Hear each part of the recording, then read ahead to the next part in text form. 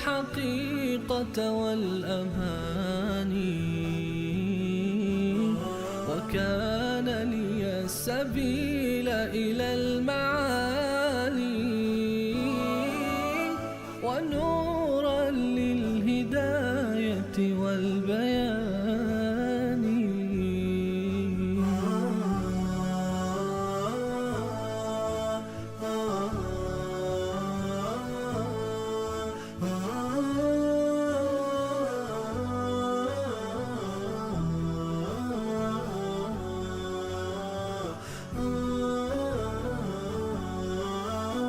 يزيح عن القلوب دجى هوى.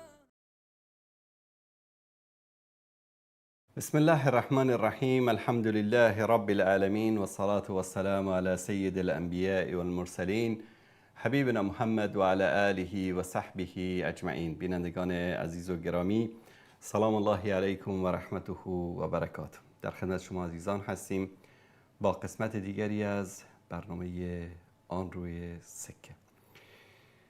همانطوری که میدانید بعد از جنگ نمایشی که درامه‌ای که درست کرده بودن بین ایران و اسرائیل و بعد از پایان یافتن عجیب و غریب این جنگ، دیدیم که آخوندها جام غضبشان را بر بالای مهاجرین افغانی که از سالها به این طرف در ایران زندگی می کردن خالی کردن. و از نگاه روانشناسی می دونید که این عملکرد اینها سببش این است که نتونستن، یا زورشان به آمریکا و اسرائیل که نرسید، باید یک دشمن ضعیفی برای خودشون می تراشیدن و اونها رو متهم می کردن و بعد از اون جام غضبشون رو بر سر اونها خالی می کردن. و این بدبخت‌های بیچاره مهاجرین افغانی بودن که در ایران زندگی می کردن. به هر صورت در برنامه امشب در این موضوع صحبت می کنیم و کلیپ هایی رو داریم از جنایات و وحشیگری هایی که از زبان مهاجرین افغانی در ایران بیان میشه و خواهید دید که چگونه رفتارهای وحشیانه با مهاجرین افغانی انجام میدن. دوستان عزیز، اکثر این برخوردهایی که میبینید عقده‌گشایی است در تعامل و در برخورد با افغان‌ها. و نمیگیم که همه ملت ایران این گونه هستن. یقینا که در بین ملت ایران انسان‌های شریف، انسان‌های خوب و انسان‌های وزینی وجود دارند. اما آنچه که امروز داره در رسانه‌ها و در شبکه‌های اجتماعی و در واقعیتی که ما با چشم سر داریم می‌بینیم در مرز بین افغانستان و ایران، نمایانگر تمدن 2500 ساله‌ای است که اینها ادعا می‌کردند. نمایانگر فرهنگ غنی فارسی است که اینها ادعا می‌کردند. نمایانگر مذهبی است که اینها خودشون رو پیرو این مذهب می‌دانند. نمایانگر عقده‌هایی است که آخوندهای این رژیم جنایتکار نسبت به همه بشریت، خاصتا نسبت به مسلمانان، در سینه‌های خود دارند. شاید عده‌ای بیان بگن خب اینا آمده بودن در افغانی‌ها آمده بودن در ایران غیر قانونی زندگی می‌کردن و ما اینا رو اخراج کردیم. اولا تنها کسانی که غیر قانونی زندگی می‌کردن اخراج نشدن. خیلی از کسانی که کارشناسایی داشتن، ویزا داشتن، پاسپورت داشتن، اونا هم در بین این مردم اخراج شدن.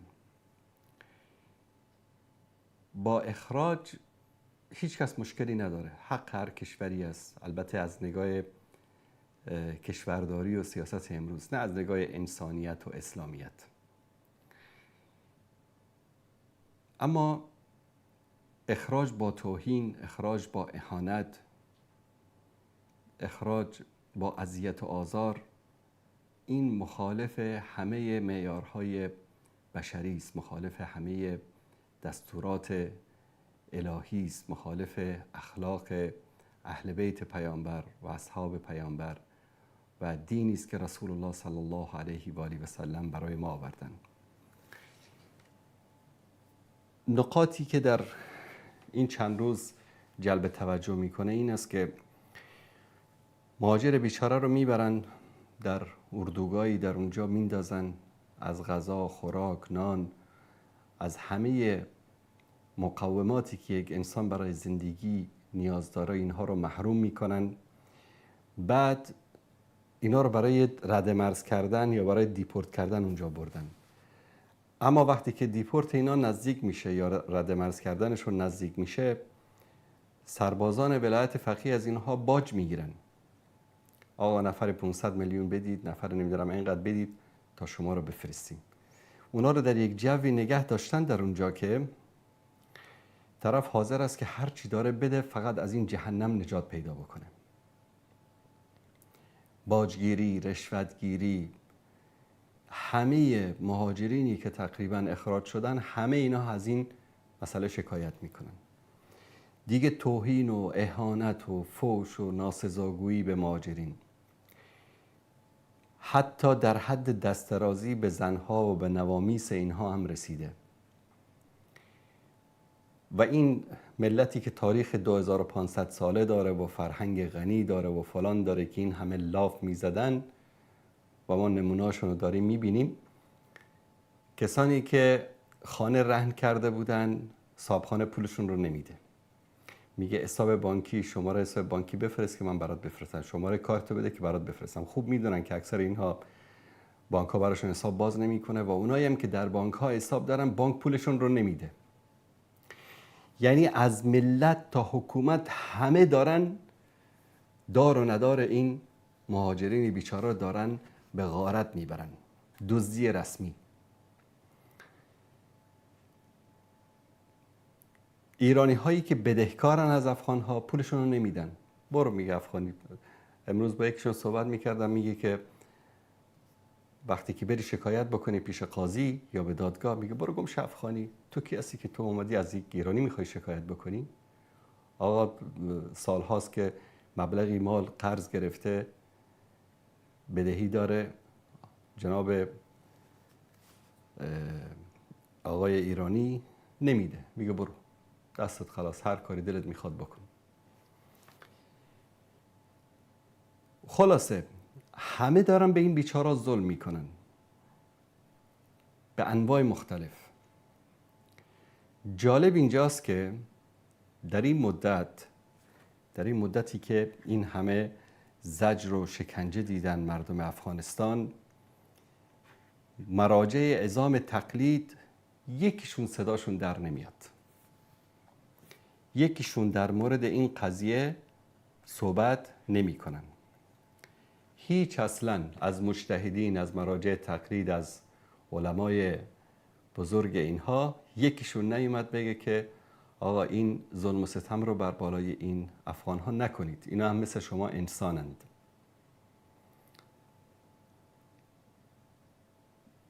من یک موضوعی رو در اینجا میخوام بیان بکنم خدمت افغان های عزیز، خاصتا شیعیان.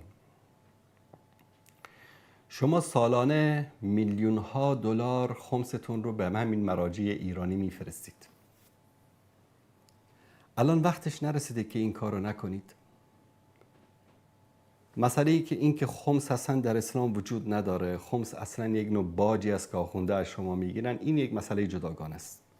خمس فقط در غنیمت است. خمس در اصل در غنیمت است، یا مالی که بدون زحمتی به دست میاد مانند گنج، بر اساس فقه شیعه. در دین اسلام در آیات قرآن وقتی که خمس در یک جا در قرآن خمس بیان میشه، اونم در مورد مال غنیمت است. شما با دشمن میجنگید، مالی را از دشمن غنیمت میگیرید، 20% حق حکومت اسلامی است که بگیره، بقیه‌اش در بین مردم تقسیم میشه، در بین مجاهدین تقسیم میشه. چون آخوندها شیعیان رو چی بگم، کفار میدونن، دشمن میدونن که دارن از اونها خمس میگیرن. مالشون رو غنیمت میدونن، ناموسشون رو صیغه میدانن، حلال میدانن برای خودشون، از اونها خمس میگیرن. حالا میخواید بدید، لکن همین رو به مراجع شیعه افغانی بدید در داخل افغانستان. میلیون ها شیعه افغانی که مراجع تقلیدشون در ایران هستن یا ایرانی هستن، سالانه میلیون ها دلار پولشون رو میفرستن برای این مراجع تقلید. و در این وضعیت حساس یکی از این مراجع تقلید بشکه‌ای که سالها از شیعیان افغانستان خمس گرفتن، صداشون در نیامده. هیچ، انگار نه انگار اتفاقی نیفتاده. این انسانیت است، این شرف است، این دین اهل بیت است، این دین علی ابن ابی طالب است. این از چه دینی دارن پیروی میکنن؟ نفرستید از برای خدا همین خمستون رو به مراجع تقلید شیعیانی که در داخل افغانستان است بدید. لااقل اگر نصفش رو برای خودش بخوره، نصف دیگرش رو در وطن خودتون به مردم خودتون لااقل کمک بکنه. چرا باید پولتون رو بفرستید به این آخوندهایی که در اونجا هیچ هم و غمی در مورد شما ندارن؟ نکته دیگر، بیایید کالاهای ایرانی رو در افغانستان تحریم بکنید. هر چیزی که از ایران میاد بدیلش در افغانستان هست یا از کشورهای دیگه میشه تامینش کرد. تجاری که تجارت دارن میکنن، مردمی که اجناس ایرانی استفاده میکنید، نکنید. تحریم کنید کالاهایشون رو. بگذارید حس بکنن که شما امروز برادران شما، خواهران شما چه رنجی، چه دردی دارن میکشن. ملتی که اینقدر بی احساس باشه، ملتی که اینقدر بی حیثیت و بی شرف و بی فرهنگ باشه که برادران مسلمانشون رو، همسایهشون رو با این خفت و زاری، با توهین، با اهانت دارن اخراج میکنن، حقشون رو میخورن، مالشون رو به تاراج میبرن. جرمشون هم چی؟ از افغانیان. امروز چه تعداد از میلیون ها ایرانی در خارج زندگی میکنن در کشورهای مختلف. اگر همین برخورد رو با ایرانی‌ها بکنه، شما چه عکس العملی نشان خواهید داد؟ و این دنیا و تلک الایام نداولها بین الناس. من همیشه این آیه رو درباره همین کسانی که در حکومت جمهوری بودن در افغانستان همیشه میگفتم، از 15 سال به این طرف در برنامه. نیاد روزی که در این وطن یک وجب پیدا نکنید جایی که در اونجا وایستید. نیامد. روزی شد که حتی به بال هواپیماهای آمریکایی آویزان شدن که از افغانستان فرار بکنن. امروز در به در و خاک به سر، بعد از اینکه 3-4 سال در اردوگاه در کشورهای مختلف ماندن، دوباره دارن به وطن برمیگردن. و تلک الایام نداولها بین الناس. و این روزها رو برمیگردانیم در بین مردم، میگردانیم در بین مردم. و این روز سر ملت ایران هم آمده نیست.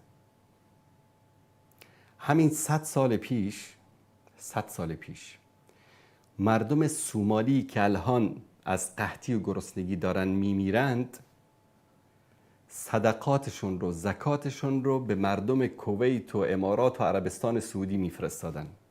باورتون میشه؟ مردم همین کشورهای حاشیه خلیج، کشورهایی مثل سنگال، مثل حبشه، اریتریا و سومال، همین کشورهایی که امروز از قحطی و گرسنگی مردمش دارن تلف میشن، زکاتشون رو، خیراتشون رو، صدقاتشون رو با اونها میفرستادن. 100 سال گذشت، امروز مردم خلیج در ناز و نعمت زندگی میکنن و مردم اریتریا و سومال و سنگال و نیجر و این مناطق در قحط‌سالی زندگی میکنن. این دنیا اینطوری برمیگرده. این زندگی، این نعمت‌ها برای ملت ایران هم نمیمانه. و خداوند چنان شدید العقابی هست که یک روزی انتقامی سختی از این ملت خواهد گرفت. حکومت که جنایتکار، آخوند جنایتکار، نظام ولایت فقیه جنایتکار، جنایتش در حق ملت ایران و افغانستان و همه دنیا هویداست. شما چرا؟ شمایی که ادعا میکنید تاریخ 2500 ساله دارید، شما که وقتی که هر گوشه بله افغانستان جزئی از ایران بوده، تاجیکستان جزئی از ایران بوده، ما همه یک کشور بودیم، ما همه یک زبان هستیم، یک فرهنگ هستیم. مولانایی که این همه دم میزنید، مولانا جلال الدین رومی از اصفهان و تهران و یزد و مشهد و خرم‌آباد شما که نیست، افغانیه، از ولایت بلخ. مولانا جلال الدین بلخی، ابن سینای بلخی، زکریای رازی بلخی، خواجه عبدالله انصاری هروی.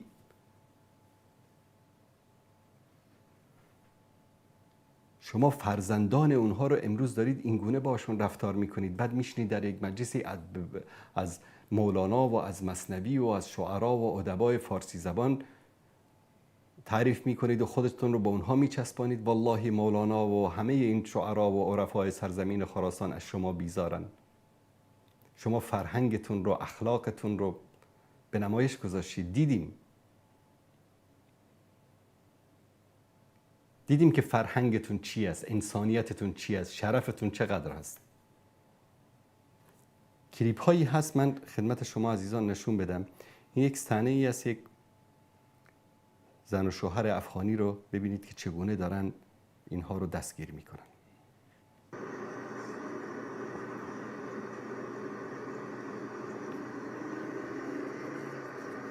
خوابوندی بیا پاونی گتیا پاون افغانی بردی. چون کلمات رکیک استفاده میکنه، فوش میده. من صداشو نمیگذارم اما نگاه کنید. مادر دازن شنگایی.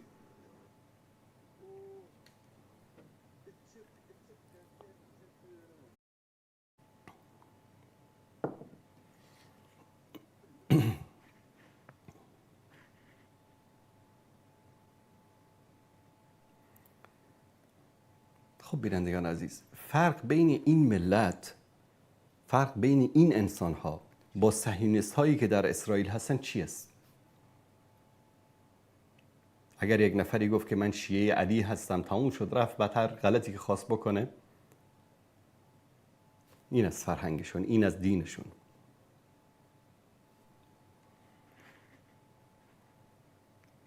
این یکی رو ببینید.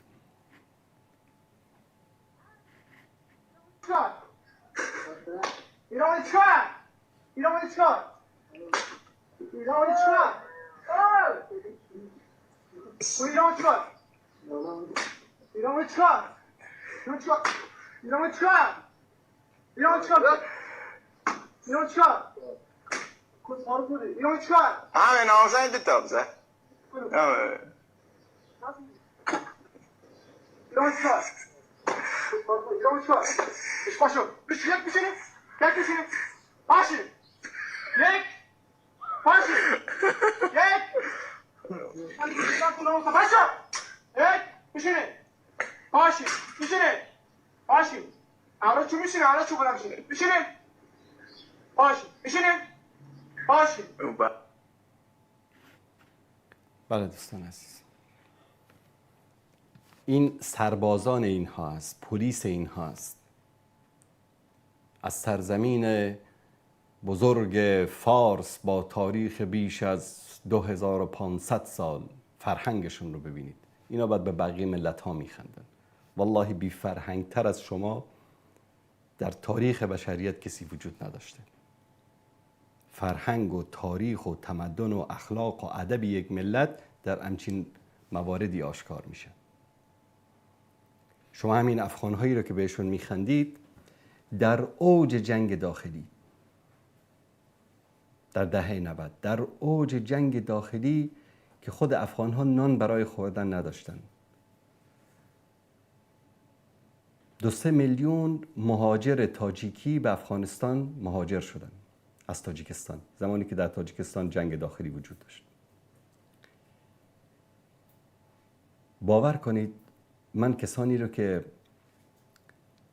مهاجر شده بودن، انسان‌های به سن پیری رسیده بودن در اون موقع، مثلا طرف 25 سالش بود و 30 سالش بود، الان مثلا 55 سالشه، از نزدیک دیدمشون. خیلی از اینها رو پرسیدم از برخورد ملت افغانستان. باور کنید یاد میکردن، گریه میکردن. میگه طرف 2 تا اتاق داشت، یکیشو به ما داده بود، در یک حیاط باشون زندگی میکردیم، نانشون رو با ما تقسیم کردن، خونهشون رو با ما تقسیم کردن، همه امکانات زندگیشون در اختیار ما بود. شما در طول سالهایی که مهاجرین تاجیکی در افغانستان بودن، مدارس خودشون رو داشتن، تعلیم و تربیه خودشون رو داشتن، در خانه‌های مردم میرفتن، در هر ولایتی که رفتن زندگی کردن، کسی به اینها نگفت که شما از کجا آمدید. همین جوانهای تاجیکی که مهاجر شدن، پدرانشون، برید از پدر و مادرانتون بپرسید که افغانها با شما چه برخوردی کردن. بله، من نمیگم که هیچ بدی نبود، درست است، شاید در بین افغانها انسانهای بدی بودن، شاید انسانهایی که اهانت کردن، توهین کردن شاید بودن، اما بالعموم برخورد ملت افغانستان با مهاجرین تاجیکی چطور بود؟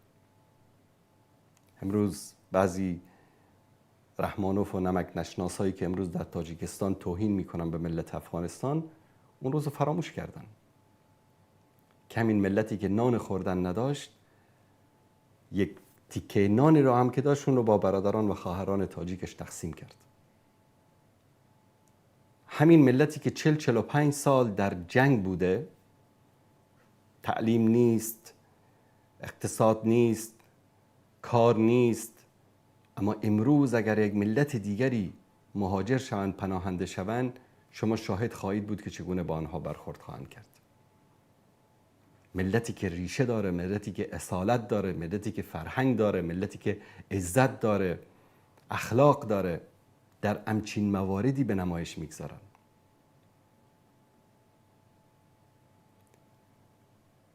شعر فارسی میگه که دوست آن نبود که در سیری زند لاف یاری و برادر خواندگی، دوست آن باشد که گیرد دست دوست در پریشان حالی و درماندگی. در مجالسشون، کنفرانساشون بشینیم، ما یک ملتیم، ما یک تاریخیم، ما یک فلانیم، خاک بر سر شما با اون تاریختون، با اون تمدنتون، با اون اخلاقتون. این داغی رو که امروز شما بر در ملت افغانستان گذاشتید، فکر میکنید این رو فراموش میکنن؟ فکر میکنید که الله سبحانه و تعالی این انتقام را از شما نخواهد گرفت؟ فکر میکنید اون پولی رو که امروز از اون مهاجر بدبخت و بیچاره افغانی تو ربودی و دزدیدی و باج گرفتی، تو خیر میبینی؟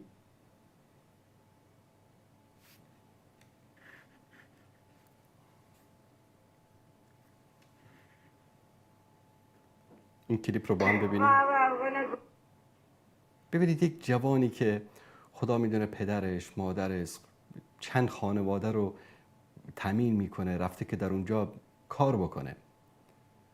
جاسوس اسرائیل این نیست. جاسوس اسرائیل اون بزرگان خودتون هست که از اتاقهای خواب سران سپاه اطلاع داشتن. ببینید که این بیچاره رو ملت با فرهنگ ایران نگه داشته در یک گوشه، داره باش چگونه برخورد میکنه. بگو آقای کامبیسه منو ببخش. آقای کامبیسه منو ببخش. او به من گونه دیگه بزرگ من برو. برگونی زور. برگونی تو ورده. برو. کس کش.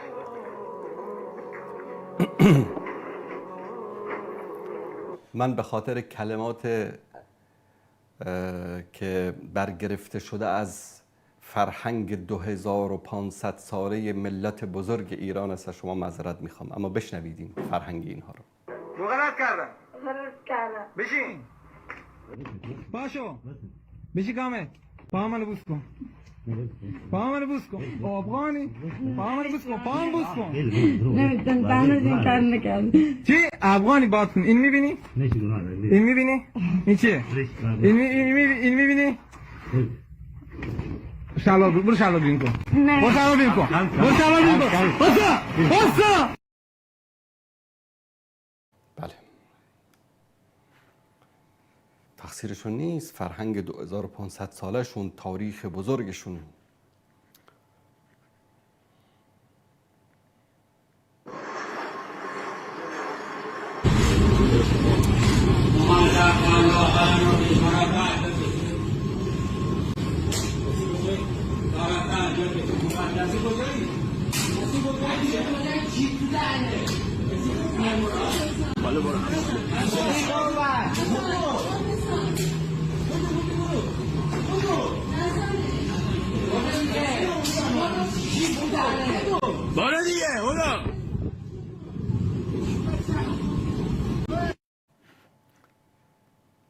تعجب نکنید دارن فرهنگشون رو به نمایش میگذارن. ملت شریف و بزرگ و با عظمت و با تاریخ ایران.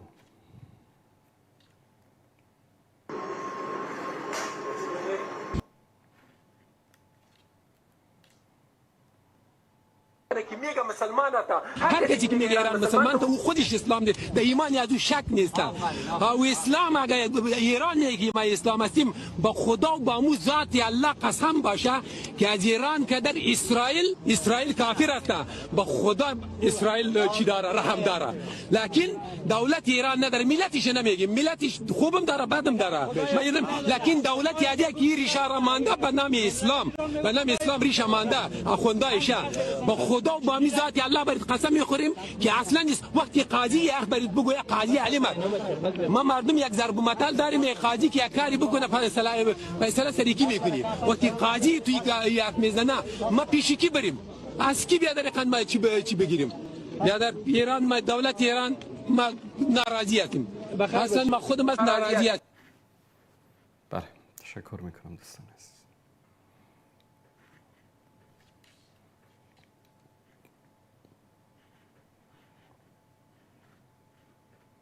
شما این صحنه رو ببینید.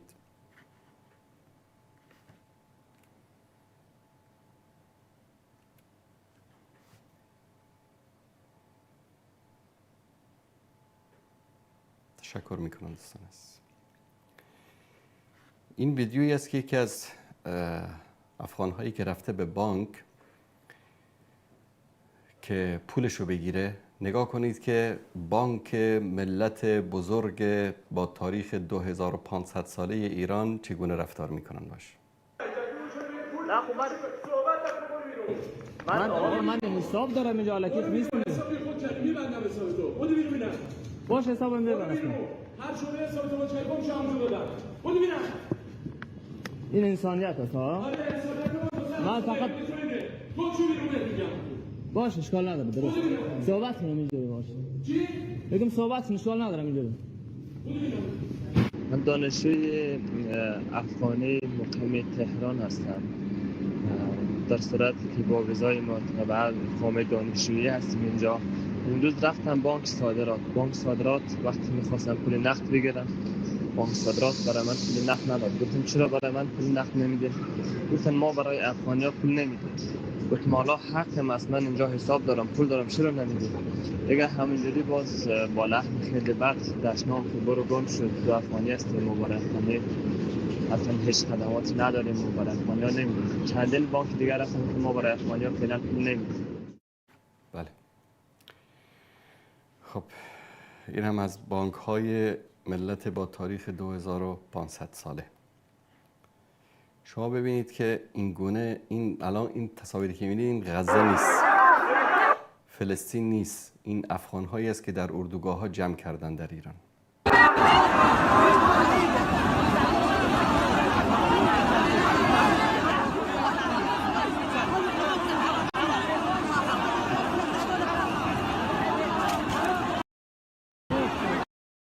تشکر میکنم دوستان.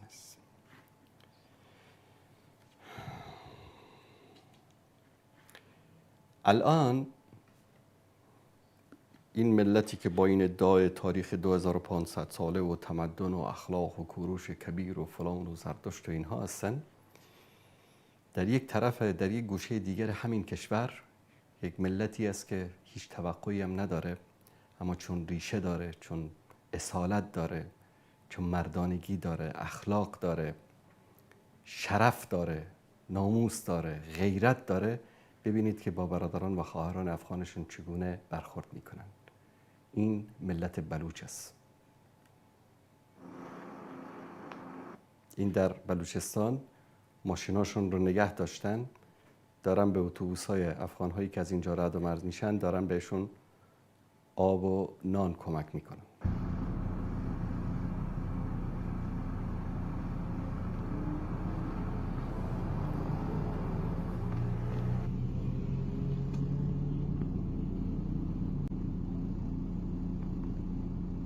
ببینید اینجا شیعیان غیر بومی در بلوچستان در اینجا مجلس عزاداری برقرار کردن برای امام حسین. خاک بر سرتون. جنایاتی رو که یزید کرد، شمر کرد، به قول شما با اهل بیت رسول الله صلی الله علیه و سلم، از اون بدترش شما با افغان‌ها دارید انجام میدید. و اینجا دارن به سر کله خودشون میزنن که اینو به سر شیعه حسین هستن. اینجا نگاه کنید. تشکر میکنم دوستان عزیز.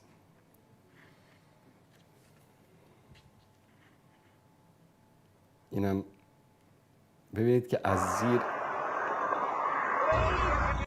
در ماشین ها بلوچ ها در بلوچستان نان و سبزی و میوه و این چیزا دارن به مهاجرین دارن کمک میکنن.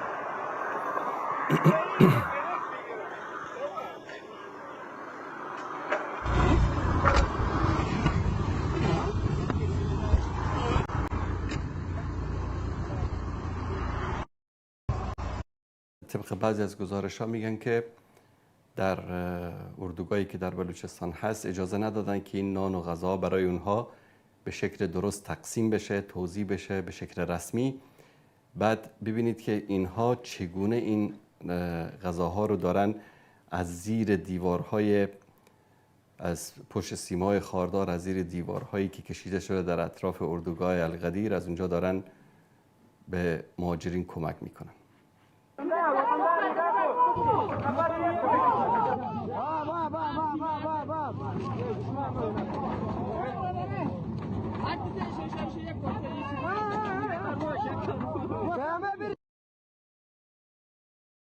شما تصور کنید بلوچ‌ها آمدن میخوان کمک بکنن، اجازه ندادن.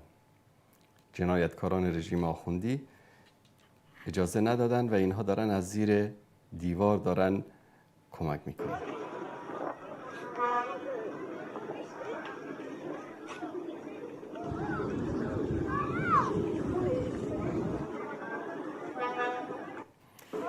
تشکر میکنم دوستان عزیز. خب عزیزان من، این قسمتی بود از قسمت کوچکی از جنایاتی که در این چند روز اخیر برای مهاجرین در ایران انجام دادن. حالا اگر تنها حکومت این کارا رو میکرد گله‌ای نبود. از حکومتی که در سوریه بیش از 1.5 میلیون زن و کودک مردم رو کشت دیگه توقع نداشتیم که با انسانیت برخورد بکنه با افغان‌ها.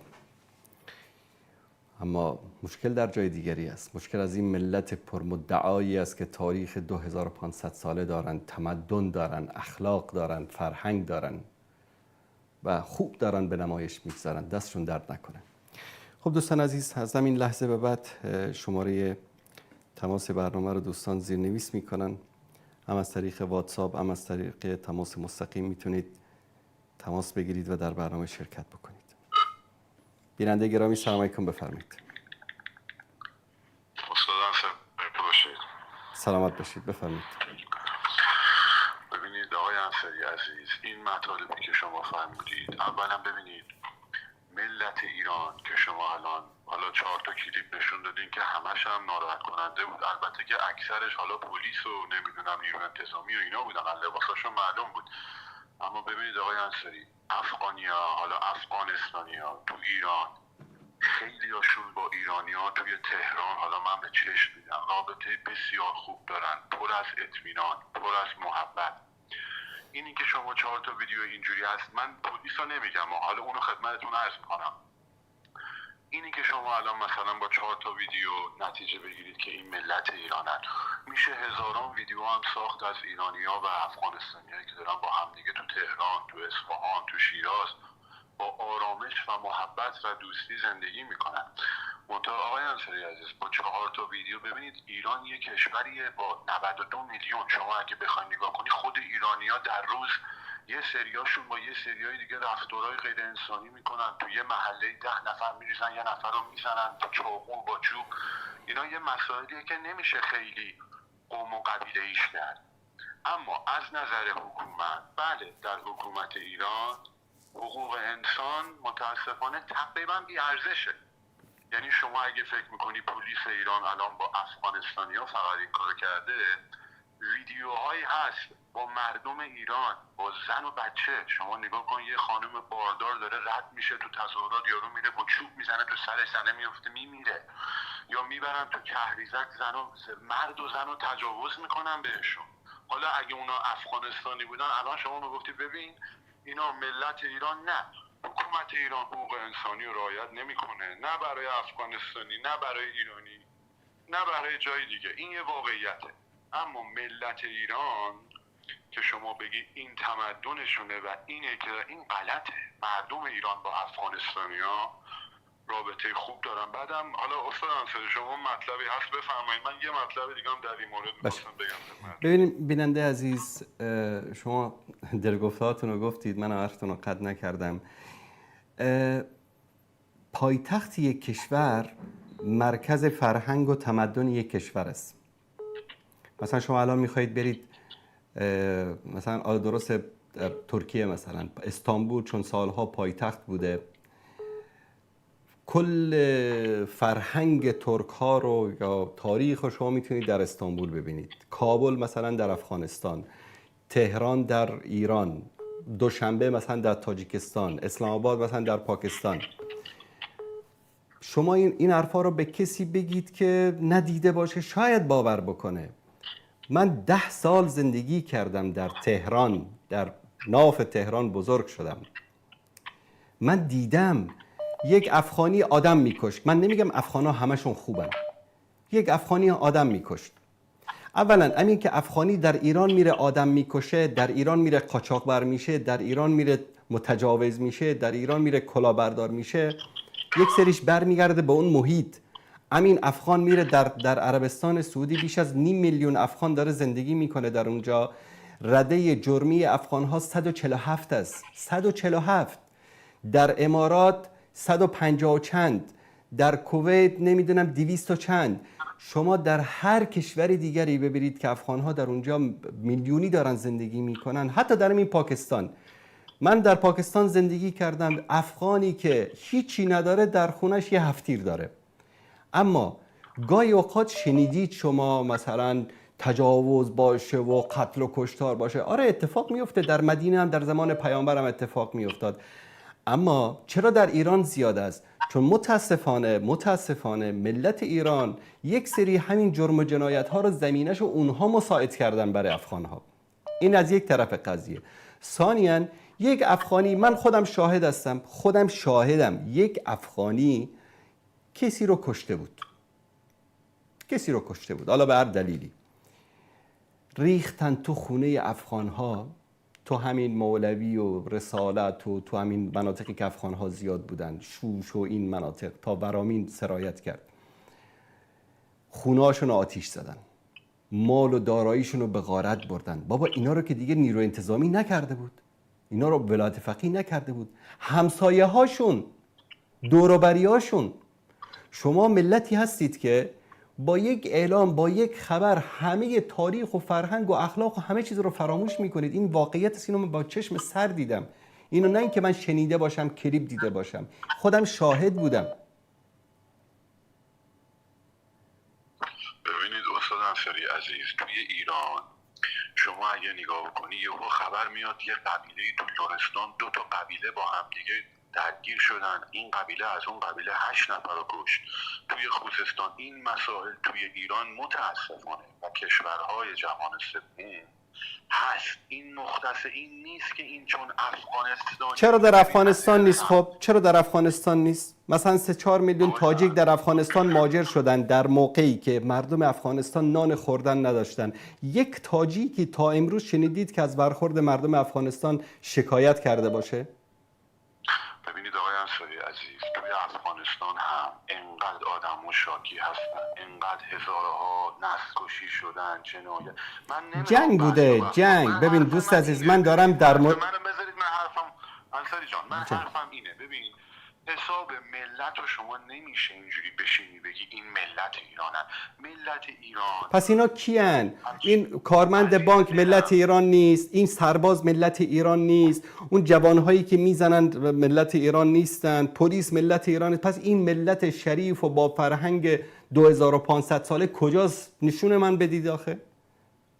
انصاری جان توی ویدیو هست خانوم ایرانی، زن جوان ایرانی رفته بانک، به خاطر حجاب رئیس بانک میاد بهش زشترین فحشا رو میده، میگه برو بیرون فاحشه خانم.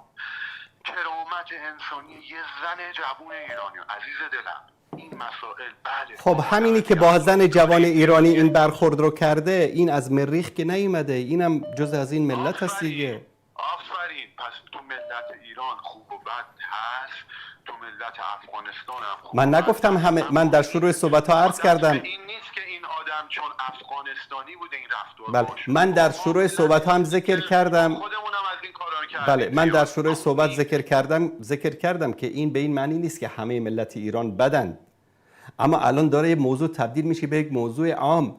از هر جا میشنوی هر مهاجری که رد مرز میشه باش مصاحبه میکنن در افغانستان، میگه آقا پول من رو گرفتن، پول رهنی که داده بودم بهم برگردوندم، بانک پولمو بهم نداد، نمیدونم بدهکار ایرانی پولم رو نداد، سرکارگرم حقوقم رو نداد، مال خونمون رو بردن، پاسپورتشو گرفته پاره کرده. بابا جان مرزبان یک کشور پاسپورت یک کشور دیگر رو پاره کردن، باور کنید این رهبرای ما، حکومت‌های ما در افغانستان بی غیرتن. باور کنید شما بری پاسپورت آمریکایی رو پاره کن. من یک دوستم پاسپورت آمریکاییشو پسرش بچه کوچیک 3-4 ساله پاره کرده بود، رفته بود سفارت، میگه سفیر خودش اومد پایین گفت که بگو کی پاره کرده که ما پدرشو در بیاریم. اما مرزبان شما میگیره. خب این مرزبان از مریخ و مشتری و زحل که نیومده، این مرزبان هم پسر همین ملت با فرهنگ دیگه. تو چه حق داری پاسپورت طرف رو پاره میکنی؟ ببینید آقای انصاری عزیز، ایران یک مملکت بیقانونه. به علت فشارهای اقتصادی و اجتماعی هم که این حکومت برده سقوط اخلاقی صورت گرفته، مردم عصبی‌تر و بی‌معرفت‌تر شدن. من قبول دارم اینو. اما آقای انصاری عزیز ببین موضوع چند بود داره. شما نگاه کن، من میگم این که الان شما فرمودید یه سری دارن از این شرایط سوء استفاده میکنن، پول پیش، من شنیدم پول پیش افغانستانی رو میخورن، میگن این دارن بیرونش. اینا آدمایی هستن که من اینجا به ذلس قاطع میگم نامردن، بی‌شرافتن. تو اگه میبینی افغانستانی ها میخوان بیرون کنن، پول به تو داده نمیدی، تو بی‌ناموسی. میخوای ایرانی باش، میخوای آمریکایی باش. حرف من چیز دیگه ایه. عمومیت نمیشه داد. من به چشم دیدم عمومیت ندادم برای چند بار فرمودید این فرهنگ ملته. نه، اینا بی فرهنگای اون ملت با فرهنگن که با خودشون هم این کارو میکنن. اما حکومت اصلا نیروی انتظامی و اینا، میدونی عزیز من تو خود ایران دیدم نیروی انتظامی با ایرانی هم به خاطر اینکه مملکت بی قانونه. ولی آقای انصاری عزیز یه چیزی باید در نظر بگیری عزیزم. ببین هر کشور یه قانونی هم داره. کسی که غیر قانونی هر جای دنیا باشه غیر قانونی، کسی که قانونیه که هیچ، کسی که غیر قانونی هر جای دنیا گیرش بیارن بیرونش میکنن. منتها بیرونش میکنن با کرامت بیرونش میکنن. الان ببینید دوست عزیز، الان ترکیه مثلا، ترکیه در همین سال گذشته در 2 سال اخیر چیزی در حدود شاید حدود 300-400 هزار مهاجر رو بیرون کرد. شما یک مورد در دنیا شنیدید ببینید طرف تا وکیل نگیره، تا اینکه خودش روی برگه هایی که با رضایت خودش میخواد رد و مرز بشه امضا نکنه، 1 سال 2 سال 3 سال نگرش میدارن، آزادش هم نمیکنن، تو زندان همونجا میگن بخور و بخواب. ببینید یک چیزی به اسم کرامت انسانی است، یک چیزی به اسم قانون بین المللی است، اخراجش بکن. هر افغانی که اومده بدون من الان اگر به جای دولت مردای هر کشوری باشم، هر کسی که مهاجر غیر قانونی است آقا اخراجش بکن. مثلا الان پاکستان، عربستان، کویت، قطر، همینایی که شما بهش بگید عربای سوسمارخوره بی فرهنگ، نمیدونم ما که کوروش داشتیم اینا هیچی نداشتن، ما که تاریخ داشتیم اینا تو بیابون سوسمار میخوردن، همینها به افغانها ورک پرمیت میدن، اجازه کار میدن، اقامت کاری میدن در ترکیه، اقامت کاری بهشون میدن، چالش میزن بهش میگن، یعنی ورک پرمیت بهشون میدن. اینها میتونن برن کار بکنن، با حقوق خوب بیمه میشن، نمیدونم بازنشستگی دارن، بیمه اجتماعی دارن، بیمه پزشکی دارن، یعنی با کرامت دارن زندگی میکنن. بابا جان 40-45 سال است ما همسایه ایم، یک روز شاید همین بدبختی ها سر ملت ایران بیاد، شما مجبور بشید برید مهاجر بشید، نه به افغانستان، به هر کشور دیگری. مثل اینکه الان میلیون ها ایرانی در اروپا، آمریکا، کشور ترکیه اینجا مهاجر هستن. خب چرا به همین افغانیایی که در اونجا کار میکنن چرا بهشون اقامت کاری نمیدید؟ چرا بهشون بیمه نمیدید؟ بذارید اونا با کرامت زندگی بکنن. نه افغانی آشغاله چون که حقوقش کمتر از حقوق یک ایرانی، 1/4 حقوق ایرانی رو میگیره، ظلمم میکنیم، بیشترم کار میکنه، بیمه هم نداره، خلاصه هر ظلمی هر موقع هم حقشو خواستیم بخوریم. پس این مشکل در کل نظام هست، این مشکل در کل ملت هست. حالا اگر حکومت نمیده، ملت چرا دارن این گونه برخورد میکنن؟ آقای انصاری عزیز، حکومت من باهات هستم، من قبول دارم ظلم سازمان یافته چه به ایرانی به افغانستانی بیشتر وجود داره. این چیزایی که شما میگی باید داشته باشن، باید اجازه زندگی، بیمه، اینا، ولی یادت باشه 90% مردم ایران دارن زیر خط فقر رو بده. یعنی میخوام بگم اینا همه رو با یه چوب، حالا افغانی رو بیشتر زدن و اصلا قانون و حقوق و کرامت انسانی تو حکومت تقریبا دیگه روز به روز رو به افول بوده. این درسته آقای انصاری، اما ملت ایران عموما با ملت افغانستان برادرن. انصاری جان، بعدم آقای انصاری عزیز شما در نظر بگید، حالا من این یک جنبندی کلی اگر بفرمایید، دوستان زیادی پشت خط هستن. جنبندی کلی یه نکته اینه که ما ملت ایران ملت افغانستان رو دوست داریم و این موردایی که شما نشون دادی اینا تو خود ملت ایران هم هست. کلا این همه افغانستانی تو ایران سالها زندگی کردن، اینا موارد اکثریت نیست، تو اقلیت از طرف مردم. درست. حکومت بله شما هر جنایتی بگه کرده من نمیتونم دفاع بکنم. آقای انصاری عزیز یه نکته آخر من بگم. ببینید از نظر تاریخی شما فرمودید مولانا بلخیه، درستم فرمودید اصلا بلخ ما 3 تا شهر داریم توی تاریخ بشریت، اینا همیشه شهر بودن، یعنی هیچ موقع آبادی نبودن. یکیش بلخه. بلخ مهد فرهنگ، کسی که تاریخ خونده میدونه بلخ کجاست، خاک بلخ چه بزرگانی رو تقدیم بشریت کرده. اما آقای انصاری عزیز واقعیت اینه که اونجا افغانی اینا نبودن. آقای انصاری شما تو تاریخ که نگاه میکنی اونجا خراسانه و اینا مردان پارسی هن. به این من اصلا نمیخوام بگم ایرانه. شما تازه الان اگه مثلا من نگاه کردم روی مثلا چت جی پی تی مثلا میزنی مینویسه متولد افغانستان کنونی، باز مینویسه ملیت ایرانی. ببین اینا مردان پارسی بودن، ابوریحان، زکریای رازی، ابن سینا. اون زمان هم اونجا خراسان بزرگ بخشی از مهد تمدن پارس بوده. بس همینایی که امروز شما به عنوان افغانی بهش توهین میکنید، اهانت میکنید، همینا فرزندان رودکی و ابن سینا و مولانا و خواجه عبدالله انصاری و فرزندان اونا هستن. آفرین. منتها اینجا 2 تا مشکل داره. یک، ملت ایران مخصوصا نسل جوانتر تاریخ نخونده، این قضایا رو نمیدونه. 2، اسمی که گذاشتن روی اینا اسمیه که ما رو از هم جدا کرده. عزیز دلم آخه ابوریحان یا اون کسی که الان داره توی خراسان افغان، اون که افغانی نمیشه که.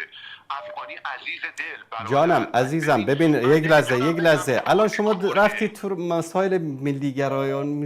من ببین نمیخوام روی مسائل صحبت بکنم. الان این جغرافی دوست عزیز، الان این جغرافی که امروز اسمش افغانستان است سرزمین کسانی بوده. من به خاطر این افغانستان نگفتم، سرزمین بلخ گفتم، هرات گفتم، افغانستان نگفتم. افغانستان شما آوردید چون متاسفانه شما ایرانی‌ها، متاسفانه میگم اکثرتون متاسفانه با یک دید حقارت میبینید به اسم افغانی و افغانستانی و اینا، با حقارت. ما ایرانی هستیم، اینا افغانی هستن.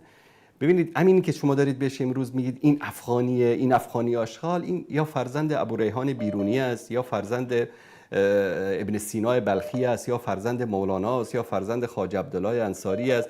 تنها در شهر بلخ من تیز دکترای یک دانشجوی دانشگاه ملک سعود در ریاض پایتخت عربستان سعودی رو دیدم که پایان نامش رو نوشته بود در مورد 500 عالمی که در بلخ به دنیا آمدن. 500 عالم، یک عرب در دانشگاه عربستان در مورد شهر بلخ اومده دکترا رساله نوشته که 500 عالم رو، اونم علمایی که در رشته‌های مختلف، تنها در بلخ، بقیه افغانستان رو ول کن، جوزجان افغانستان، طالقان افغانستان، بدخشان افغانستان، لوگر افغانستان، بردک افغانستان، هرات، جلال آباد، خود، همه اینها، همه این شهرها رو شما در مورد هر کدامش برو سرچ بکن، ده ها صدها عالم در اونجا به دنیا آمدن، بزرگ شدن. بابا جان امروز همین جوانی که تو داری بهش توهین میکنی، برو گم شو افغانی آشغال بهش میگی،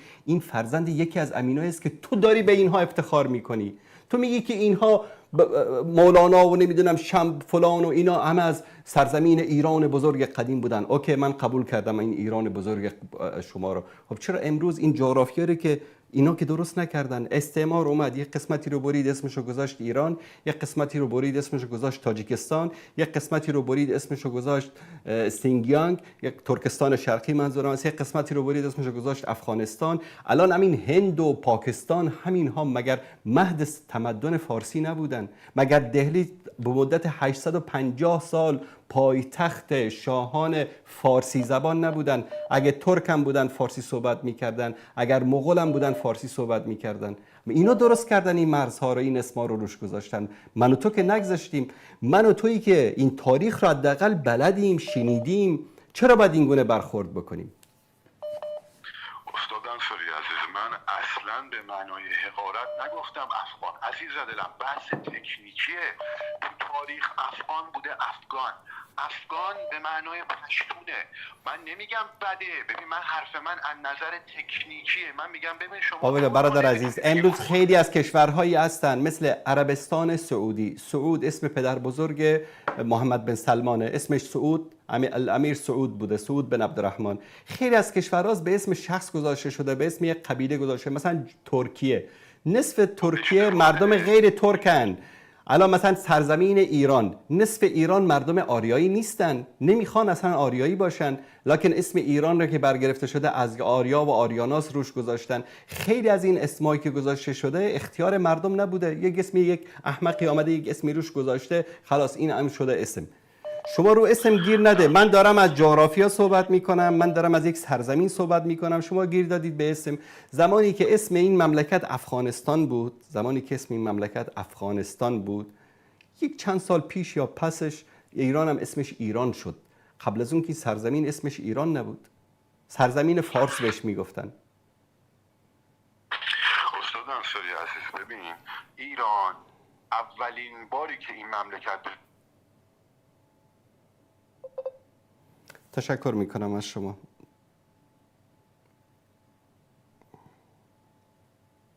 یعنی ما چرا بخوایم موضوعات مهمی داریم دوباره گیر بدیم سر موضوع افغانستان و غیر افغانستان؟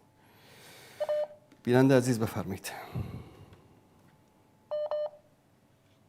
بیننده گرامی بفرمایید. سلام علیکم استاد ارجمند. علیکم السلام و رحمت الله. استاد خواهشاً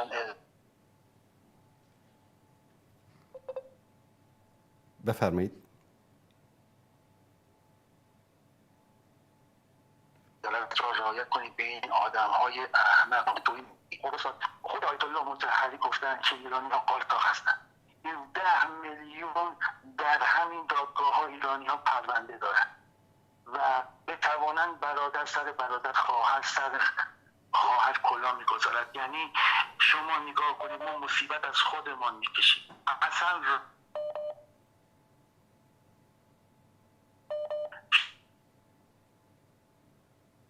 شما دیوان این آدم شیره بودم و تمام اینها را چشیدم و حتی فاصله گرفتم از خانواده هم که اینا که فوش میدن فحاشی میکنن. اگر شما میبینید که بی پرده حرف میزنم،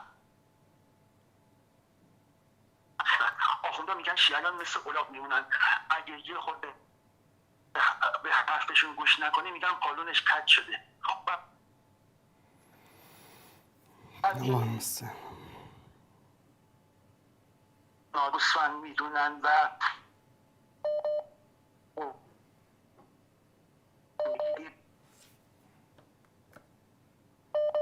وقتی بزرگتر کامتر از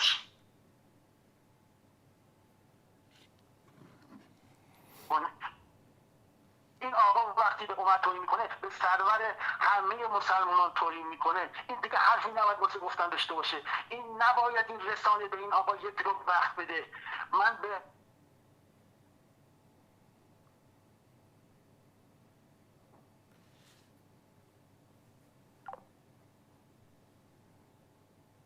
متاسفانه تماس این دوست عزیزمون قطع شد.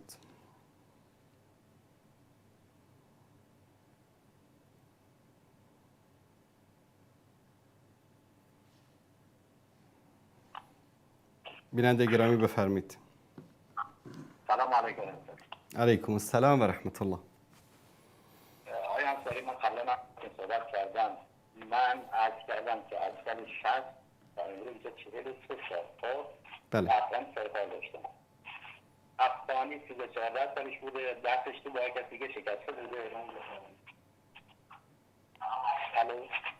بله صدای شما داره پخش میشه، لطفاً با گوشی تلفن صحبت کنید، صدای گیرنده رو ببندید. بله بله.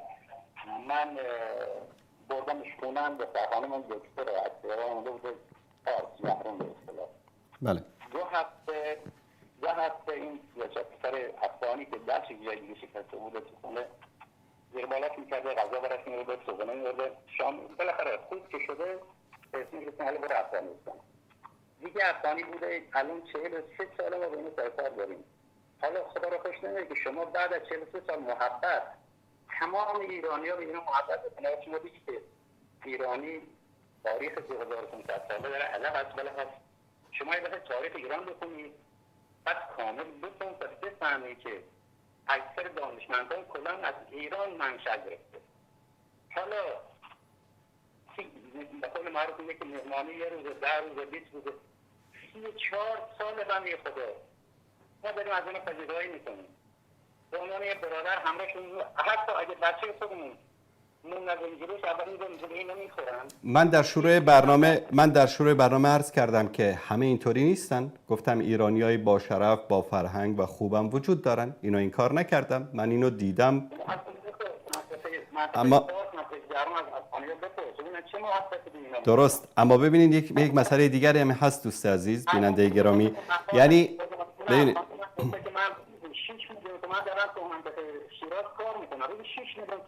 درست دوست عزیز، ببینید حرف شما کاملا درست، من با شما هیچ مخالفتی ندارم. فقط یک نکته ای است، شاید درصدی انسان‌هایی باشن که بدون مقابل به افغان‌ها کمک کردند، زحمت کشیدن، خدا خیرشون بده. این وظیفه انسانی هست در درجه اول، وظیفه اسلامی است در درجه دوم، وظیفه همسایگی است در درجه سوم. چون ما یعنی با همدیگه فرهنگ مشترک، زبان مشترک، دین مشترک، سرزمین و جغرافی مشترک، یعنی ما رو این مرزها از هم جدا کرده. وگرنه از بلخ بلند میشد میرفت همدان، اصفهان، یزد، در عباس، میرفت مکه، مدینه، دمشق، بغداد، کسی نمیپرسید تو پاسپورت داری یا ویزا داری. خب دشمن اومد این مرزها رو ایجاد کرد، درسته؟ الان آیا شما برادر عزیز، آیا دوست داری که سرزمین زیبای تو رها بکنی بری در یک کشوری که به تو توهین بشه، بهت بگن مثلا خدای نکرده دور از شما، به شما بگن ایرانی آشغال، کثافت؟ دوست داری بری به همچین سرزمینی؟ نه. دوست نداره. پس همین افغانی ها هم از مستی نیومدن، از خوشحالی نیومدن، به رضایت خودشون نیومدن. در افغانستان رژیم ولایت فقیه 12 تا سازمان مسلح شیعه مثل حزب الله و مثل هشت شعبی و فلان در افغانستان درست کرد. پاکستان اومد احزاب خاص خودش رو درست کرد. آمریکا، روسیه، کشورهای مختلف این ملت رو به جان هم انداختن. امروز در خرابی افغانستان، در دربدری افغانها حکومت شما شریکه. میدونید این مردم از هوس نرفتن ایران، مجبور شدن. جنگ، آدمکشی، بمباران. شما ملت سوریه رو شما ببینید، همین سپاه پاسداران بمب بشکه‌ای میریخت سر ملت سوریه. آیا به خاطر چی؟ حالا تو چرا از تهران بلند شدی، از اصفهان بلند شدی رفتی در دمشق، در حمص، در سوریه داری ملت رو میکشی، از یک حکومت دیکتاتور داری دفاع میکنی؟ 4 میلیون سوری، 4 میلیون سوریه‌ای بیش از 15 سال هست. دوست عزیز ندارم من مثلا ملت ایران که شما فرمودید ملت ایران، ولی خود هم افغانی من شاهد میگیرم که 25 سال که خونه ایرانی هم همدانشون میفرمایید زندگی کرده. درسته، خدمت کرده، کار کرده برادر عزیز، خدمت کرده، کار کرده. کاری رو که یک ایرانی مثلا به 10 تومن انجام میداد اون به 2 تومن انجام داده، زحمت کشیده. منکر این نباید باشید که یک ملت زحمت کشی که واقعا کار کردن در ایران، نشانه زحمت دستهای پینه زده اینها بود که این ساختمانهای بلند، این آسمان خراش‌ها در تهران، در شهرهای بزرگ ایران ساخته شد. کار کردن ولی متقابلا خدمت شده ایشون. از کردن که همه افغانیان طوری که بنده از کردن شما طرحی نبوده، اکثر افغانی بوده که بعد 25 سال ایرانی بهش خدمت کرده، لحظه آخر به خاطر اطلاع حالات زنجولش سر بچه‌ش و دخترش و خودش بریده به خاطر اطلاعات بده. درسته. و ایرانی هم رفته در عراق، ملت بیچاره عراق رو در به در کردن، بیش از 2 میلیون نفر رو کشتن، بستن، شکنجه کردن. حالا تو چه مرگت بود که از ایران بلند شدی رفتی در عراق؟ پس همه ملت ها خوب و بد دارن دوست عزیز، همه ملت ها خوب و بد دارن. اما امروز جنایتی که علیه افغان ها داره صورت میگیره در ایران، حالا اگر 1 مورد بود، 2 مورد بود، 100 مورد بود، 1000 مورد بود، 10,000 مورد بود، 50,000 مورد بود، آقا ما میگفتیم اشکال نداره، یک عده این کارو کردن. امروز هر مهاجری که از مرز برمیگرده باهاش مصاحبه میکنن، میناله، گریه میکنه. یک مرد تا وقتی که کارت به استخوانش نرسه گریه نمیکنه. به ناموسش دست درازی کردن. حالا امروز مجبوره، صداش در نمیاد، چیزی نمیتونه بگه. قبول نکنید. ما که الان در مرکز اینا کل اکثر افغانی میتونم بگم اگه 7 میلیون 10 میلیون افغان ایران باشه، قسمت پارس حدود بیشتر از 1/3 در قسمت پارس، قسمت جنوبه.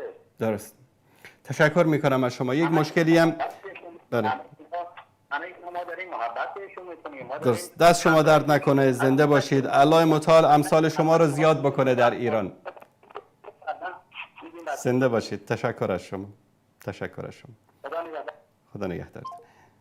خدا مثل شما رو زیاد بکنه در ایران. ما که ببینید ما دشمن که با ملت ایران که نیستیم. خدا امثال شما رو در ایران زیاد بکنه. یک موضوع دیگری رو که اینجا خدمت شما عزیزان میخوام بگم این است که علمای اهل سنت ایران کجا هستن؟ علمای جنوب ایران کجا هستن؟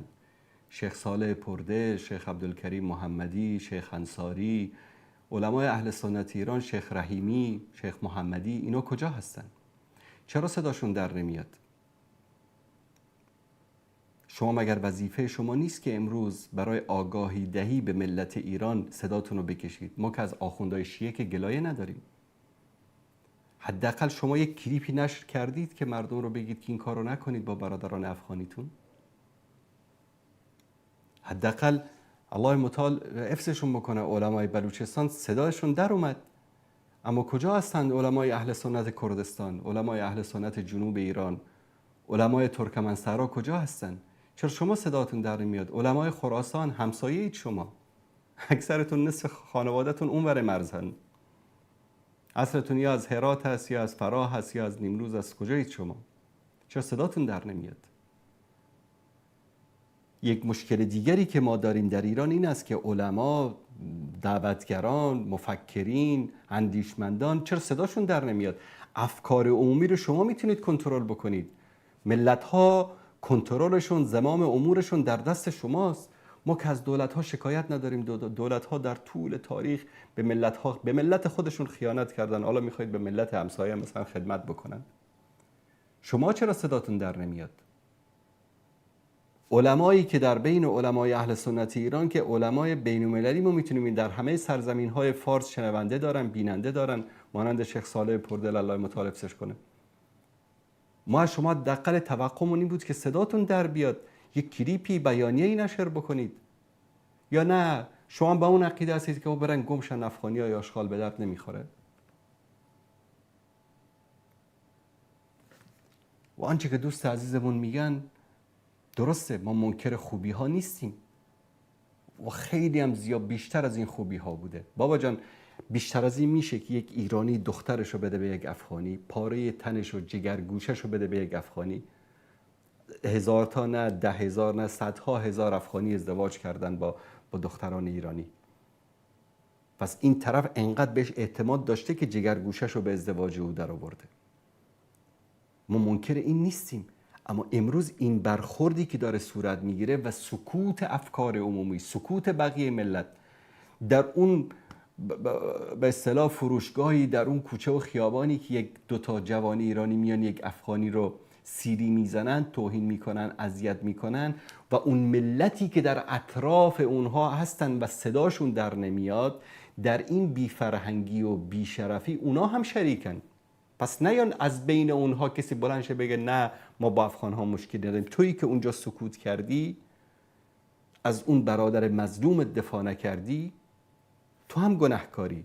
امروز همتون میرید در حسینیه حسین حسین به سر و کله خودتون میزنید. حسین به خاطر چی شهید شد؟ در مقابل ظلم ایستاد.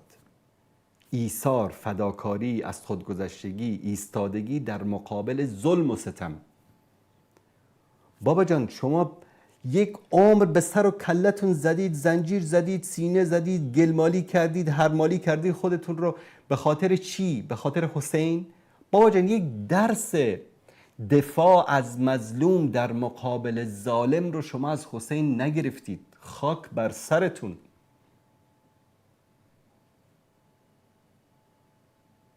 برید بمیرید که شما نتونستید درس ایستادگی در مقابل ظلم و ستم رو شما از حسین یاد بگیرید. وقتی یک جوان ایرانی، یک مرد ایرانی، یک زن ایرانی توهین میکنه به یک افغانی، موقعی که دیدید 100 تا 200 تا مرد و زن ایرانی جلوی اون رو بگیرن بگن نکن، این ظلمه، این ستمه، اون موقع من باور میکنم شما شیعه حسین هستید. شما تاریخ 2500 ساله دارید، شما اخلاق دارید، فرهنگ دارید، شرف دارید. اما تا وقتی که سکوت میکنید همتون بیشرفید. همه منظورم کسایی که در اون صحنه ها هستن اینا رو میبینن. یک سرباز بیشرفی بشکنه اون دستانی که به صورت این جوانها سیلی میزنه و یک بیشرف بیناموس بیحیای دیگری تلفن رو گرفته داره فیلم برداری میکنه، کلیپش هم پخش میکنه. ببینید افغانی ها رو ما اینطوری میزنیم.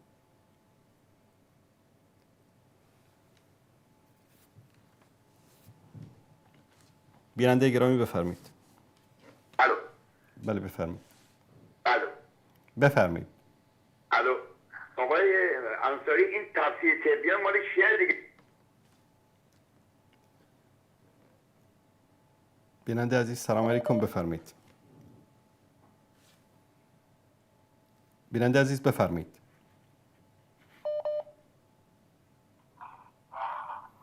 بیننده عزیز بفرمایید. خسته نباشید، وقتتون بخیر. سلامت باشید. تشکر از شما. استاد بزرگوار، صحبت‌های شما همه دیگه جایی برای حرف اضافه نیست که ما بیان کنیم، ولی مقصر اصلی استاد این جنایتکارانی هستند که در افغانستان در گذشته حکم گرا بودن و این جنایتکارانی که الان هستن تماشا میکنن تحت نام عنوان‌های مختلف به نام اسلام جنایت کردن، به نام غیر اسلام جنایت کردن و این ملت رو بی‌عزت کردن. استاد ملت رو بی‌عزت کردن. خدا این رو نبود کنه. آمین. خدا این رو نبود کنه. آمین. اینا همه غلامان حلقه به گوش همین جنایتکارانی هستن که به سر این ملت مسلم بیچاره جنایت میکنن. طالب نوکر استاد، اون رهبر مخفی نه که با سوراخ موش بیرونم نمیشه این جنایتکار، اون با این دست نشانده این جنایتکارانه.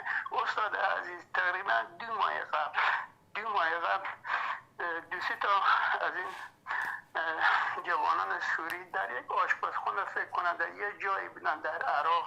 این رافضیان اعتراض کرده بودن، ولی یکی دو تا سلی زده بودن، بی‌حرمتی کرده بودن.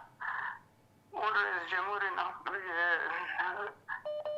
رئیس پارلمان اونا از احمد شهر، وزیر خارجه از احمد شهر، کل همون دولت از احمد شهر معذرت خواهی کرد و الان یک جرأت نداره که به طرف یک سوری در عراق و جاهای دیگه چپ نگاه کنه. اینا چیه؟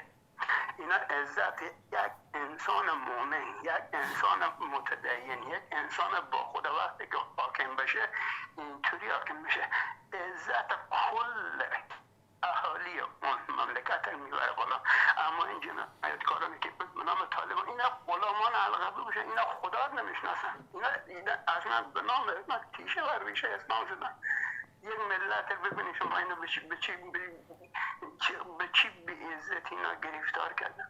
اینا زمانی که به قدرت رسیدن 2 میلیون جوان ها بیچاره در به در همه پس برای اگر اینا با خدا میبینن یک نفر فرار نمیکرد که بره به ایران، بره پاکستان، بره مهاجرش این طرف اون طرف.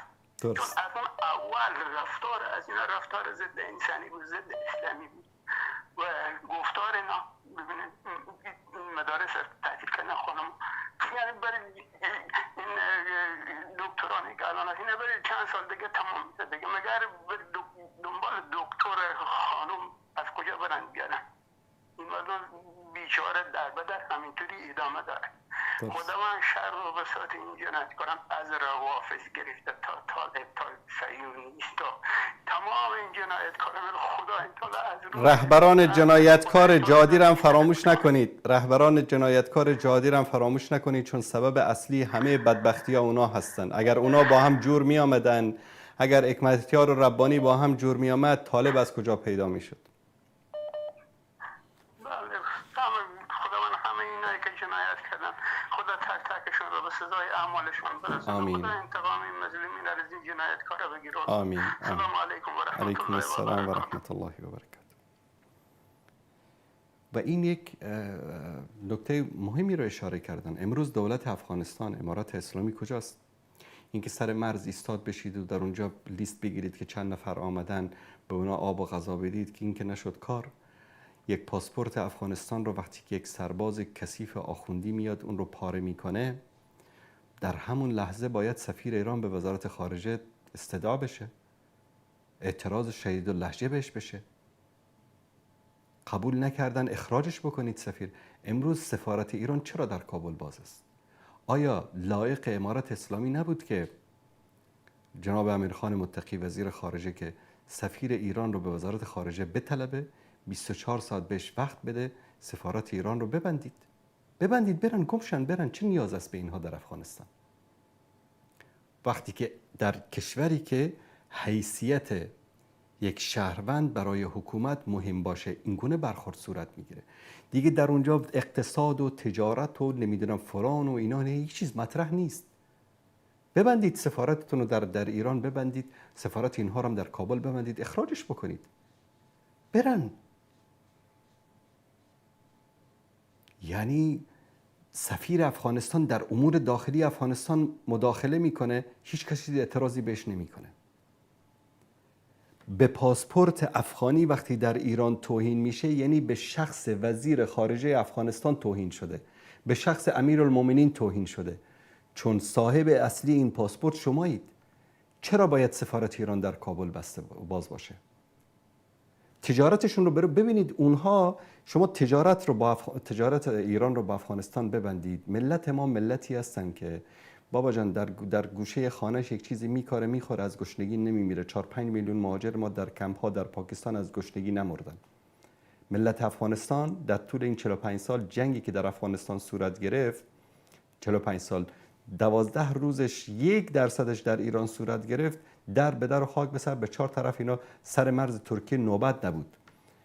ببندید راه تجارتی رو، یک ذره یک ماش هم از ایران نگذارید که وارد افغانستان بشه. ببینید کی ضرر میکنه، اونا ضرر میکنن یا ما ضرر میکنیم.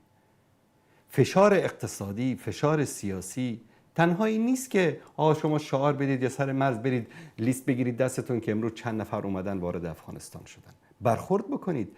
عزت یک حکومت، اقتدار یک حکومت از این مواقفش آشکار است. شما به یک شهروند آمریکایی در یک گوشه دنیا کوچکترین توهینی بشه، همه میدیا، همه دیپلماتاشون قیامت به پا میکنن. از توهین ها و اهانت ها به اوراق رسمی دولت افغانستان توهین میشه. یعنی این سیلی زدن به گوش مسئولین ما، به گوش امیرالمومنین، وزیر خارجه، رئیس الوزراء. چه حق داره که پاسپورت افغانی رو پاره میکنه سرباز ایرانی؟ اما نه، چون اونو میدونه که شما هیچ حرکتی نمی کنید. مثل حکومت های بی غیرتی که سابق بودن که هیچ براشون مهم نبود. در مقابل هر سیلی، هر توهین، هر اهانتی اگر عکس‌العمل نشون بده دولت ما یا امارت اسلامی، باور کنید دیگه جرئت نمیکنه هیچ کشور این گونه برخورد بکنه.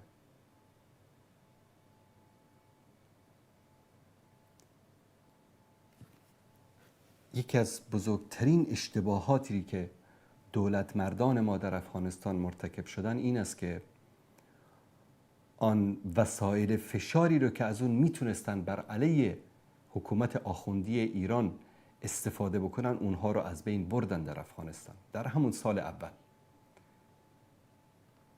هر حکومتی، هر دولتی از عمق استراتژیک خودش در کشور همسایه به نفع خودش استفاده میکنه، از اهرم‌های فشاری که داره استفاده میکنه.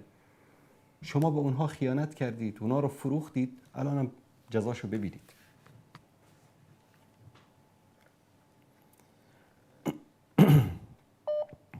بیننده گرامی سلام علیکم، بفرمایید.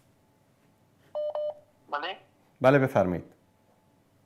سلام علیکم جناب استاد، خوب هستین؟ سلامت باشید، زنده باشید. تشکر از شما. قربان خیلی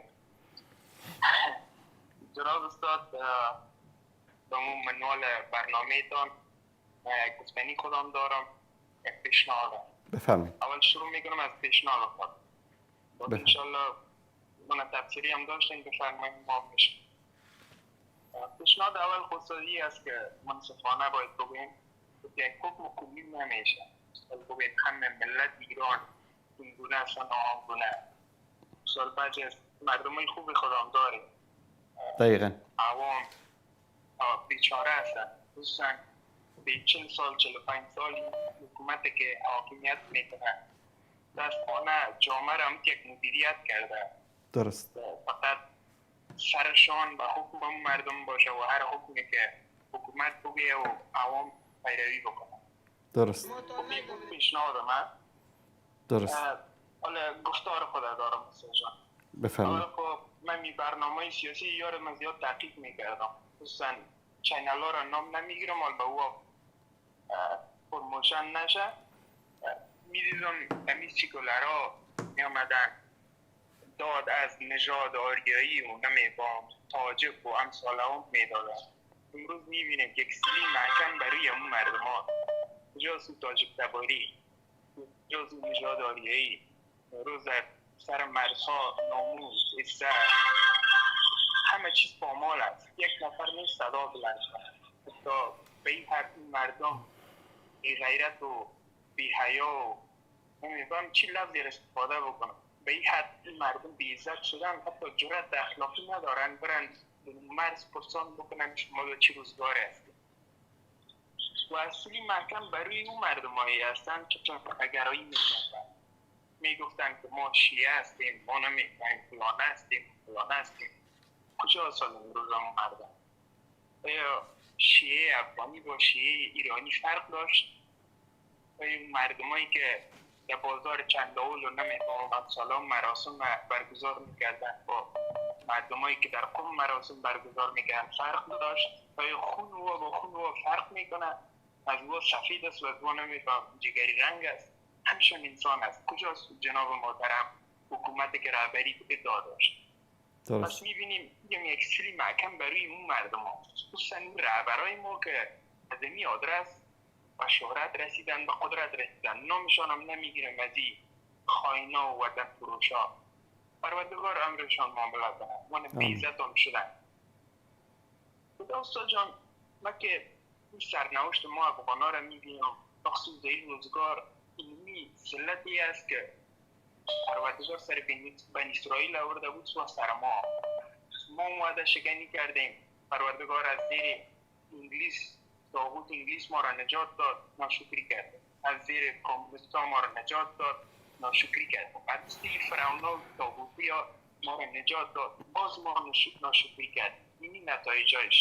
حالا من یک خوشبینانه به این قضیه میبینم با وجود که این ذلت‌ها اما یک دروازه رحمت پروردگار برای ما باز است که پروردگار دست ما را بگیره. این بار طرف شرق و غرب دست دراز کردیم، این بار بیایم ما طرف پروردگار دست دراز کنیم. درست. خالق ما امرای ما چی بکنه و امرای او نیتای خدا خوب کنیم، امرای او وعده بکنیم که انشالله او دستگیر ماست. یک شعر از علامه اقبال با اردو میگم، ترجمه شام میکنم. میگه علامه اقبال میگه تجھے بتوں سے امید اللہ سے نا امیدی اور بتا کافری کیا ہے. میگه تو از بت‌های کاذب امید داری اما از الله ناامید هستی. کافری چی رو میگن؟ حالا جناب حکومت ماست که ما رو به رسمیت بشناس، کرسی سازمان ملل برای ما بده. تو حاکم هستی که مشروعیت از الله میگیری یا حاکمی هستی که مشروعیت از واشنگتن میگیری؟ شفت معلوم کو بیادر. او پیسایی را که میگیری پت پنهان عوام خو نمیفهم اما خو میشم. شفت معلوم کو بیادر. در کدام نوع چاره روان است؟ متاسفانه استاد جان ما یا قبله خود ما از الله طرف واشنگتن دور میتیم، بعضی اوقات قبله خود طرف مسکو دور.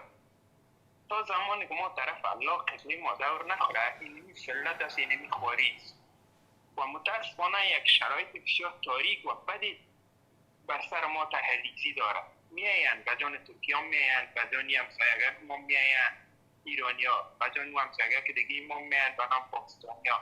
این سلسله روان است و خوب منظم کار میکنه. ما از هوشیاری دشمنای خود تعریف بکنیم یا جهالت ازی دوستا و همسایه و برادرای خود. او همسایه هم سر ما را هم نمیکنه، این همسایه هم سر ما را هم. درست.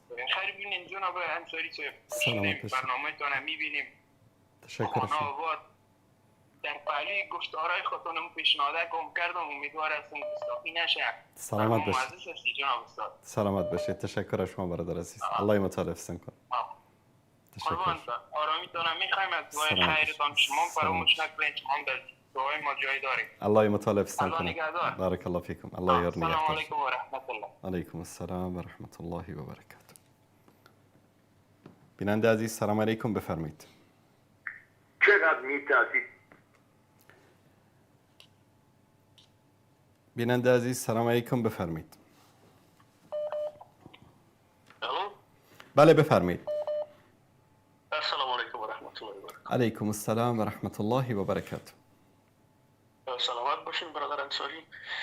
من کوشش میکنم کمی خود کنترل کنم با وجودی که 3 و 4 روز است از خواب شدن و نان خوردن یا اکثر مردم افغانستان به حساب تکلیف هستن. وقتی ما میبینیم این مسائل که سر مردم بیچاره غریب ما میشه و این مردم با اینمی برخورد خود، کلتور خود، فرهنگ خود، تاریخ و تمدنی که خودش قلابی بود، خودش ساختگی بود یا آشکار ساختن. و باز اینکه یگان دوستای تلفن میکنن میگن نه این کلیپ هایی که شما نشر میکنین اینا کلش ساختگی است، به شما چی نکنین، باور نکنین. خب یک کلیپ، 2 کلیپ، 1 فیلم، 2 فیلم، آخری چی حال سر از این مردم بیچاره. جالب است برادر عزیز که این کلیپ ها را ما نشر نکردیم، خودشان نشر کردن. خودشان نشر کردن. ما میخوایم سر یک موضوع دیگه حرف بزنم. بفرمایید. برای از این دوستایی که زنگ میزنن برای شما و میگن این کلیپ ها ساختگی هست، ما یک مستند براشون میتونم که هیچ قابل که هیچ باعث میشه که رد نتونن بکنن.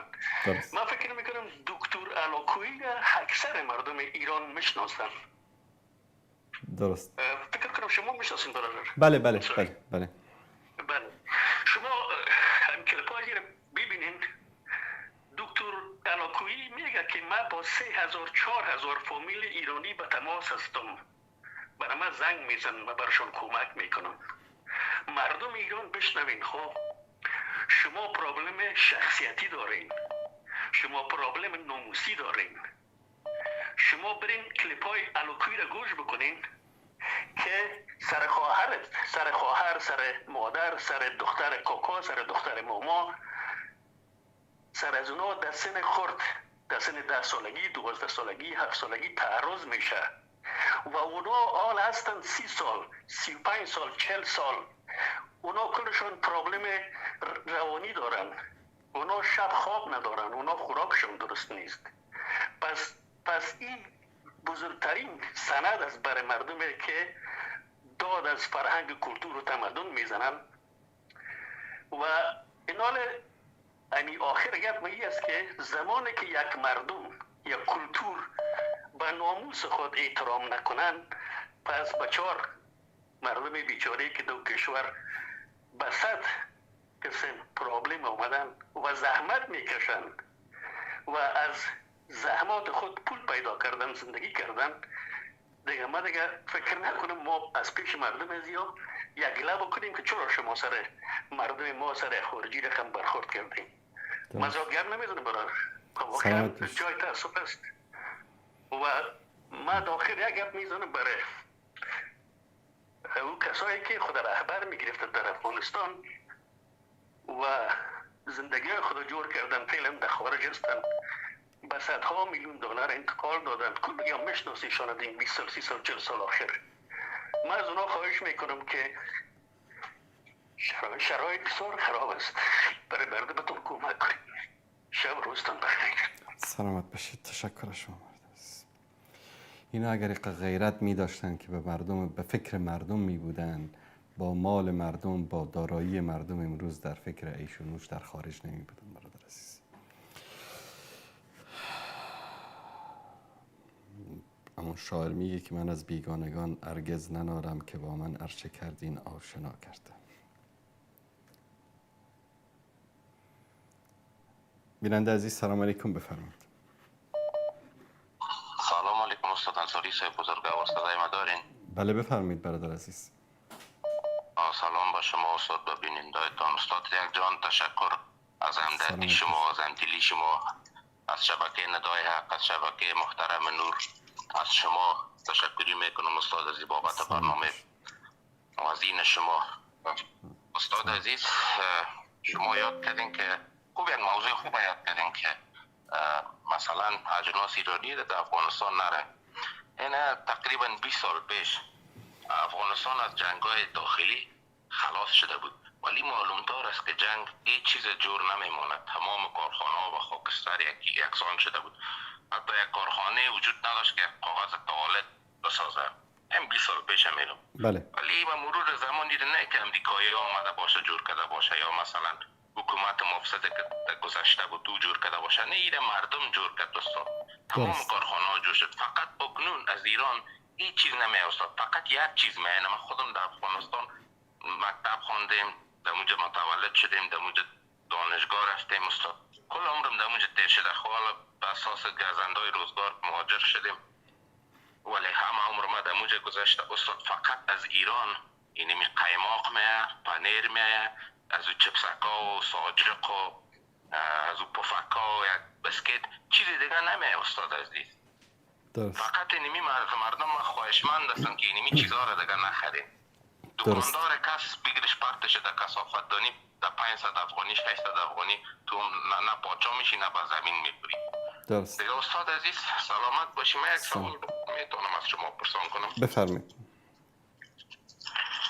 استاد عزیز، همین اسرائیلی ها و ایرانی ها دیدن که در نظم جدید جهانی جایگاه ندارن، به فرقی که دیگه زدن که یک روزه که اینا را در باطلادانی انداخت، اسرائیلی ها بگن که والا از دست ایران بود که ما هست شدیم، یا خونده بگن که نه از دست اسرائیلی ها بود استاد عزیز. ولی عاقبت از چی هست استاد؟ چون درست است کشورشان از حق دارن بکشن، ولی آبرومندانه نه این رقم که به بسیار به عزتی. عاقبت از چی هست استاد عزیز داینده؟ چون لابراتوار سلاح‌های قدرت‌های بزرگ در آینده نه ایستاد میره از روی کینه یا از روی خشم نمیگه، یک واقعیت است. درست. چون شما وقت ندارین که یک بحث بزرگ شه، باز بحث میبره از موضوع برنامه‌تان. درست. لابراتوار سلاح‌های غربی ها علمی ایران می باشه، همراه علمی کشورهای دیگه چهار طرفش است، عراق هم می باشه استاد عزیز، ولی فلسطین و افغانستان یا خلاص از دیگه استاد جنگ. عاقبت از این مردم چی هسته؟ درست. سلامت باشید. تشکر شما. گرچه سوال خارج از موضوع برنامه است، اما سالی که برای اولین بار شبکه تأسیس شد، ما اولین برنامه زنده بود. اون موقع دقیقا یادم است که میگفتن که در همین تابستان آمریکا ایران رو میزنه. در این جلسه ای بودم، تعدادی از روشنفکران و انسان‌های فهمیده نشسته بودن. گفتم خیلی احمق است اون کسی که فکر بکنه که آمریکا ایران رو از بین میبره. همه نگاه کردن. یعنی به این معنی بود که همه شما احمق هستید که دارید فکر میکنید که ایران رو آمریکا میزنه. از اون قضیه الان تقریبا چیزی در حدود 15 سال گذشته و 115 سال دیگه مگر بگذره و این آمریکا و همین رژیم باشه، امکان داره رژیم رو عوض بکنن، رژیم دیگری بیارن که بتونه خدمتی بهتر از آخوندا بکنه، چون تاریخ مصرفی اینا دیگه تقریبا داره به پایان میرسه. اما که بخوان این مملکت رو به صاحبان اصلیش برگردونن، اصلا ابدا. همیشه باید در اینجا یک نوکری باشه. مثلا تاریخ ایران رو الان بعد از سقوط خلافت عباسی شما اگر ببینید، همیشه حکومت‌های دست نشانده دشمنان اسلام حاکم بودن به اشکال مختلف. حالا یک دوره‌هایی بوده مثلا سلجوقیان آمدن، غزنویان آمدن، یک موقعی بوده مثلا سلسله‌های اسلامی بودن. اما دقیقاً اگر بخوایم بگیم از چیزی در حدود 300 سال به این طرف همیشه اینجا حکومت‌های دستشانده کفار بودن. برای چی؟ برای ضربه زدن به اسلام. با اونها گفتم در اون مجلس، گفتم شما الان منطقه رو بدون رژیم ولایت فقیه تصور کنید. تصور کنید الان در ایران یک رژیم مسالم، خوب، مردمی، واقع‌گرا با فرهنگ 2500 ساله آریایی در ایران حاکم باشه. نه با کسی دشمن باشه، نه با کسی درگیر باشه، نه ظلم بکنه، جرم بکنه، جنایت بکنه. بعد این سلاح‌های آمریکایی و فرانسوی و اروپایی و اینا رو کی بخره؟ دیگه کی کشورهای خلیج رو بترسونه از لول و خرخره به اسم ایران که بیاید سلاح بخرید و الا ایران میزنه شما رو؟ اون طرف بیاد ایران رو بگه اینا همه تقسیم کردن بین خودشون، میگن کفر ملت واحدی است، اما همه به خاطر منافعشون. ایران میره از چین و روسیه و نمیدونم بلاک شرق میخره، بلاک شرق سابق. اینا میرن از بلاک غرب میخرن، بازار هر دوتا گرم است، پشت سر میشینن اونا با هم دیگه ویسکی و ودکاشون رو میزنن و اینا به سر و کله هم دیگه دارن میزنن با سلاحایی که اونها میفروشن. اگر این منطقه آرام بشه، هزاران و ده ها هزار کارخانه سلاح سازی از توپ و تانک و هواپیما گرفته تا فشنگ اینها تعطیل میشه. تعطیل که شد اقتصادشون تباه میشه. کشوری مثل آمریکا بر اساس اقتصاد بنا شده. شما تاریخ آمریکا رو بخوانید، یک زمانی همین ایالت تکساس با ایالت کالیفرنیا و نمیدونم ایالت ماساچوست با ایالت فلان، اینها چنان درگیر بودن با هم دیگه، چنان کشت و خونی بین اینها جاری بود که شما جنگ افغانستان و سوریه و اینا رو فراموش بکنید. لط و پار میکردن هم دیگه رو. اینها رو چی جمع کرد، آرام کرد؟ اقتصاد. هر موقعی که این اقتصاد فرو بپاشه، دوباره همان وضعیت به وجود خواهد آمد. گاهی اوقات میبینید سر یک مشکلی، خاصا در دوران کرونا چند مورد پیش اومد، چگونه میریزن در خیابونها و مغازه‌ها رو با آتش میکشن ماشینا. اینا یک ملت وحشیان. سر و قیافشون اهلی است اما در حقیقت وحشیان. دوستانی که در اروپا و آمریکا، خاصا در آمریکا و کانادا این مناطق، خاصا از افغانای عزیز، کسایی که در اونجا کار کردن، مثلا کارهای رنگمالی کردن، کارهای ساختمانی کردن، کارهای نظافت، در خانه های اینها رفت آمد دارن. لطف کنن این رو با پیام صوتی، اگر این حرفای من درست است، این رو با چشم دید خودشون تایید بکنن. شما اگر وارد زندگی خصوصی اینا بشید، باور کنید حیوان‌ها زندگیشون از اینا بهتره. همینایی که در ظاهر می‌بینید ماشین‌های لوکس سر و وضع شیک، شما وارد خونه‌هاشون بشید، زندگی یعنی حیوانی از زندگی اینا خیلی بهتر است. اینا یک ملت وحشی هن. ظاهرشون رو نگاه نکنید، ظاهر پول اینا رو درست کرده. مثل یک گدایی رو که شما $1,000,000 بهش بدید، خب میره لباس خوب میپوشه، سر و وضعش درست میشه، ماشین خوب، خونه خوب. اما آیا این انسان فرهنگ یک دکتر، یک مهندس، یک انسان تحصیل کرده، یک انسان عالم، یک انسان روشنفکر رو خواهد داشت؟ نه. بعضی از انسان‌ها اینطوری هن. شما با سر و وضع اونها فریب نخورید. اینها به خاطر اینکه این ملتی رو که به خونم دیگه تشنه هستن، ایالت‌های مختلفی امروز جمع شدن، ایالات متحده شدن، باید اقتصاد رو نگه دارن. اقتصاد فرو بپاشه، اینا به جان هم میفتن. اقتصاد چطور در اونجا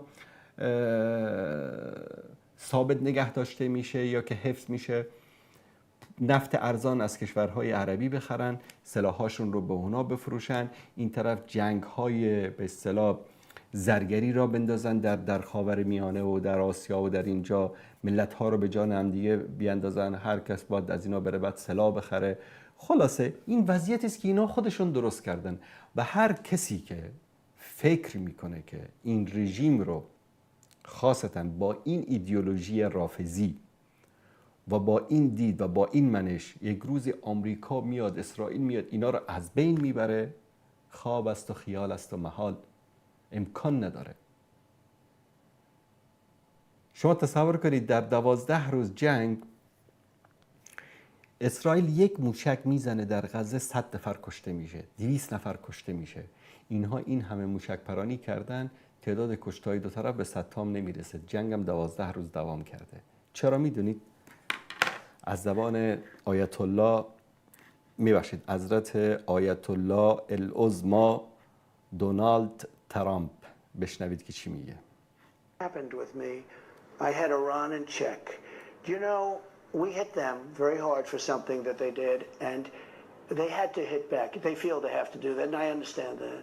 Do you know they called me to tell me we're going to hit a certain location, but we're not going to hit it. It's going to be outside of the perimeters. Who called you? Iran called me. Iran called me, called for me. And they let us know, and we had 16 missiles went off. I believe it was 16. 6 or 7 failed in the air. When was this? This was prior to the attack on a fort that we had where they hit back. Do you remember when they sent 18 missiles or 16 missiles? 5 failed. They let us know, don't move. We're going to have to hit you back. Psychologically, we have to do that because we hit them on something. You remember. They sent 16 or 18 missiles, and we knew they weren't going to hit inside the fort. And the media was going, and now I reveal it, the media was going wild because they say it's strange. They're very accurate missiles. How come they all missed? Nobody was killed, if you remember. Yes, with all of those missiles, nobody was killed. Now, they had to do it because they have people and they have to show strength. So they aimed the missiles, but they said, please don't attack us. We're not going to hit you. That was respect. دیدید دوستان عزیز؟ زنگ میزنم، بله جناب ترامپ، حال احوال شما خوشید، خوبید، سلامتید؟ میبخشید دیگه، حالا ما به خاطر آبرویمون هم که شده یک 17 تا موشک داریم میزنیم، شما دیگه به دل نگیرید، خدای نکرده یک موقع ناراحت نشید، دیگه مجبوریم دیگه، به خاطر فریب افکار عمومی باید این کار رو بکنیم. من یک چیزی بهتون بگم،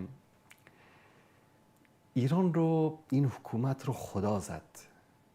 اینها در طول همین 12 روز جنگ یک همبستگی عجیبی نسبت به خودشون در بین اهل سنت ایجاد کرده بودن در افغانستان.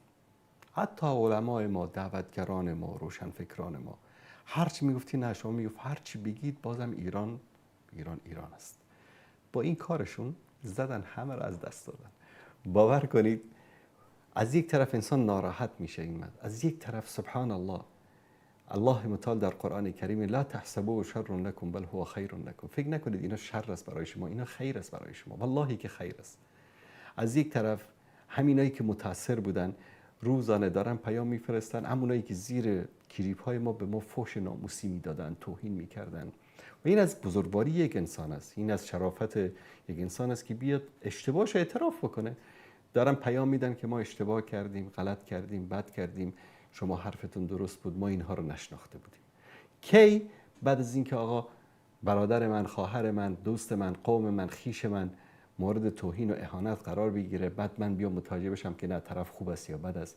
چون ما متاسفانه معیار نداریم، ما نشناختیم اینها رو. نه از نگاه سیاسی شناختیم، نه نگاه اعتقادی شناختیم، نه از نگاه ایدئولوژیکی شناختیم. اینا مشکل دارن، اینا با همه بشریت مشکل دارن. حالا پیام دارن میفرستن که ببخشید ما اشتباه کرده بودیم، شما حرفتون درست بود. اینا، این نظام، این حکومت، همه این فیلم ها و سریال هایی که درست میکنن برای چی است؟ برای تقسیم سرزمین های اسلامی بین خودشون. هیچ هدف دیگری هم ندارن. به شعارهای اینها ببینید الان تقریبا 45 سال اینا همسایه اسرائیل بودن. همین رژیم، سپاه پاسداران، حکومت ایران 45 سال همسایه اسرائیل بودن. چطور میگید؟ سوریه مگه دستشون نبود؟ بود. آیا سوریه با اسرائیل مرز نداشت؟ داشت. بلندی های جولان اشغالی در خاک سوریه هست یا نیست؟ بله. سپاه پاسداران میتونست بره اونجا با اونا درگیر بشه؟ بله میتونست. چرا نکرد پس؟ چون نمیخواد. نه ایران میخواد اسرائیل از بین بره و نه اسرائیل میخواد ایران از بین بره. گاهی اوقات با هم دیگه شوخی هم میکنن، گاهی اوقات شوخی ها یعنی شاید کمی سنگین هم باشه، اما بدبخت اون مسلمان سنی است که فریب این بازی های اینها رو میخوره. فریب این سیناریوهایی که از پیش ساخته شده است رو داره میخوره.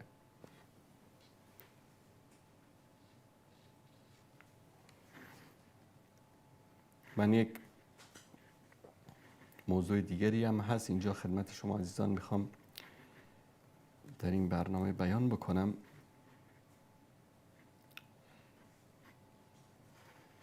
بله. چند روز پیش شنیده باشید کشور روسیه حکومت امارات اسلامی رو به رسمیت شناخت. ما خیلی در افغانستان شنیده باشید وطن دوست و وطن پرست و نمیدونم وطن داد میزنن، اما متاسفانه هیچ تعریفی، هیچ معیاری برای وطن دوستی نیست. هر کس به خاطر منافع شخصی خودش وطن دوست است. همینه که تا دیروز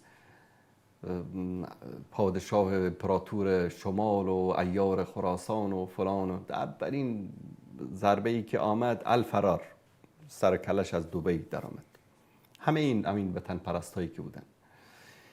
متاسفانه هیچ معیاری نیست برای وطن پرستی، برای وطن دوستی. هرچه هست به خاطر منافع شخصی خودشان هست. روسیه حکومت امارات اسلامی رو به رسمیت شناخت. ببینید بعضیا میان میگن شما دشمن امارات اسلامی هستید، بعضیا میان میگن که شما از طالبان دفاع میکنید. انتقاد کردن از یک حکومتی، مواردی رو انسان نقد کردن، بررسی کردن دلیل مخالفت نیست و تعریف و تمجید کردن در خیلی از نقاط مثبتی که وجود داره دلیل تایید 100% نیست. ما یک رسانه، یک برنامه مردمی است. ما بر اساس آنچه که فکر میکنیم مصلحت امت اسلامی است، مصلحت ملت است، صحبت میکنیم، نظر خودمون رو بیان میکنیم. شاید هم گاهی اشتباه باشه، شاید هم درست باشه. اعتراف رسمی امارات اسلامی به این معنی است که مشکلات اقتصادی، مشکلات تجارتی، رفت آمدها، روابط تجارتی خاصتا که مهم هست برای گردش اقتصاد در یک کشور برطرف میشه. ای کاش بقیه کشورها، چین، حتی اروپا، آمریکا، اینها هم به رسمیت بشناسن. دوست عزیزی که پیشتر میگفتن که اینا مشروعیتشان رو از شرق و غرب میگیرن. امروز ببینید برادر عزیز، ما در یک جامعه زندگی میکنیم که همه این دنیا مانند یک روستا یا یک قریه کوچکی هست. ما صد که بخوایم که به اصطلاح خودمون رو مستقل و بدور از همه دنیا تصور بکنیم، اما ما داریم در داخل یک جریان زندگی میکنیم که ما باید در کنترل و در قیادت این جریان نقش یا رول داشته باشیم، نه اینکه بیایم مخالفت بکنیم. نه برنامه‌ای داریم، نه قدرتی داریم، نه میتونیم کاری انجام بدیم. بعد از اون یک سری عکس العمل هایی نشون دادن بعضی از سران حکومت سابق، اونا رو بهتون نشون میدم در اینجا. اما این یک کار نیکی است که کشورهای مختلف این حکومت رو، اگر مثلا امروز سران حکومت جمهوری میان میگن که نه این حکومت نامشروع است، شما مگر کجا مشروعیت داشتید؟ شما رو کی آورد؟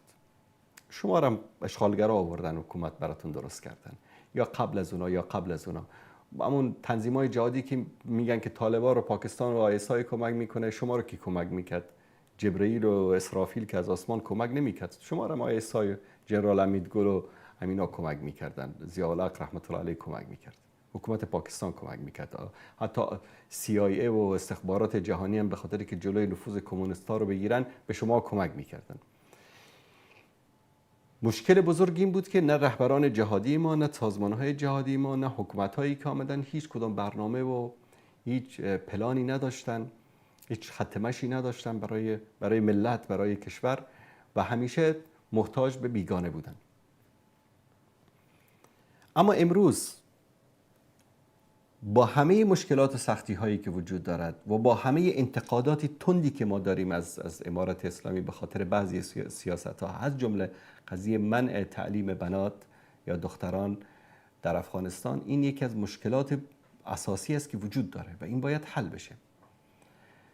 توجه به دانشگاه ها، به علوم، به فناوری های جدید یکی از نیازهایی است که باید بهش توجه بشه، چون ملتی که در امور علم و تکنولوژی محتاج بیگانه باشه هیچ وقت پیشرفت نمیکنه، چون بیگانه نمیخواد که تو پیشرفت بکنی.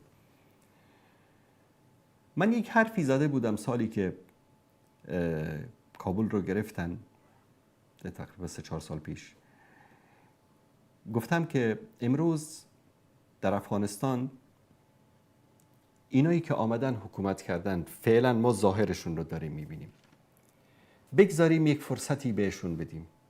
به روسا فرصت دادین، به کمونیستا فرصت دادین، به تکنوکرات ها فرصت دادید، به غربی ها فرصت دادید. بگذارید به اینها فرصتی بدیم، ببینیم چی کار میکنن مملکت رو. و انشالله که روز به روز وضعیت بهتر خواهد شد. امیدوار هستیم. اما یک تعداد انسانهای بی حیثیت و بی آبرویی هستن، وقتی اینها میان حرف میزنن واقعا انسان تعجب میکنه. پاپ جان پال سوم رو ببینید چی گفته. عبدالرب رسول سیاف از رهبران مجاهدین افغانستان هم در واکنش به این موضوع در صفحه فیسبوک خود نوشته است: اداره‌ای که قرار ادعای اهل آن بر بنیاد دین به میان آمده از طرف کسانی به رسمیت شناخته می شود که دین را افیون ملت ها می دانند. خدا رحم کند. خب جناب عالی که در پارلمانی که از طرف یهود و نصارا ساخته شده بود، عضو پارلمان شده بودی، رفته بودی در اونجا، اونا دین رو، قرآن رو بهش اعتقاد داشتن، مؤمن واقعی بودن. یعنی طالبا رو اگر روسیه به رسمیت شناخت، تو رو که بوش آورد در افغانستان حاکم ساخت. بوش نمی بود تو پدرتو جرأت نمی کرد که وارد پغمان بشود. بی حیا که باشه دیگه انسان از او چه گره؟ ریش رو نگاه کن، قیافه رو نگاه کن، اما شرم و حیا نیست. تشکر عزیزم. شخص دیگر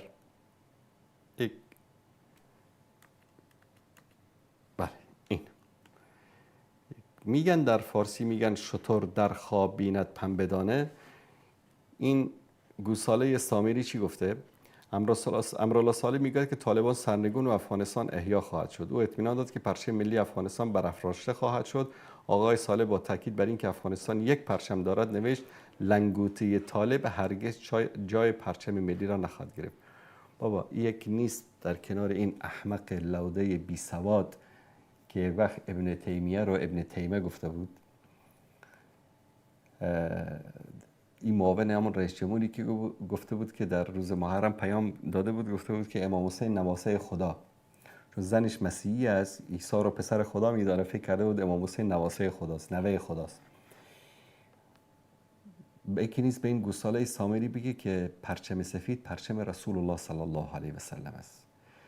پرچم سیاهی که داعش هم استفاده میکنه پرچم رسول الله صلی الله علیه و سلم است. این پرچم سفید و سیاه و سبز رو پیامبر صلی الله و حتی پرچم سرخ رو پیامبر صلی الله علیه و سلم استفاده کردن، در غزوات استفاده کردن و روی اون پرچم کلمه توحید است، لا اله الا الله است. و این احمق گوساله بی سواد به پرچم رسول الله صلی الله علیه و سلم توهین میکنه. آیا اینکه امروز داعش پرچم رسول الله رو استفاده بکنه به معنی این نیست که داعش بر حق است یا استفاده یک شیء مقدس از طرف یک انسانی که مقدس یا نامقدس دلیل بر توهین و اهانت ما به اون شیء مقدس نمیشه. چقدر احمق بودن، چه احمقهایی بر افغانستان حکومت میکردن، چه بیسوادهایی بر افغانستان حکومت میکردن 20 سال.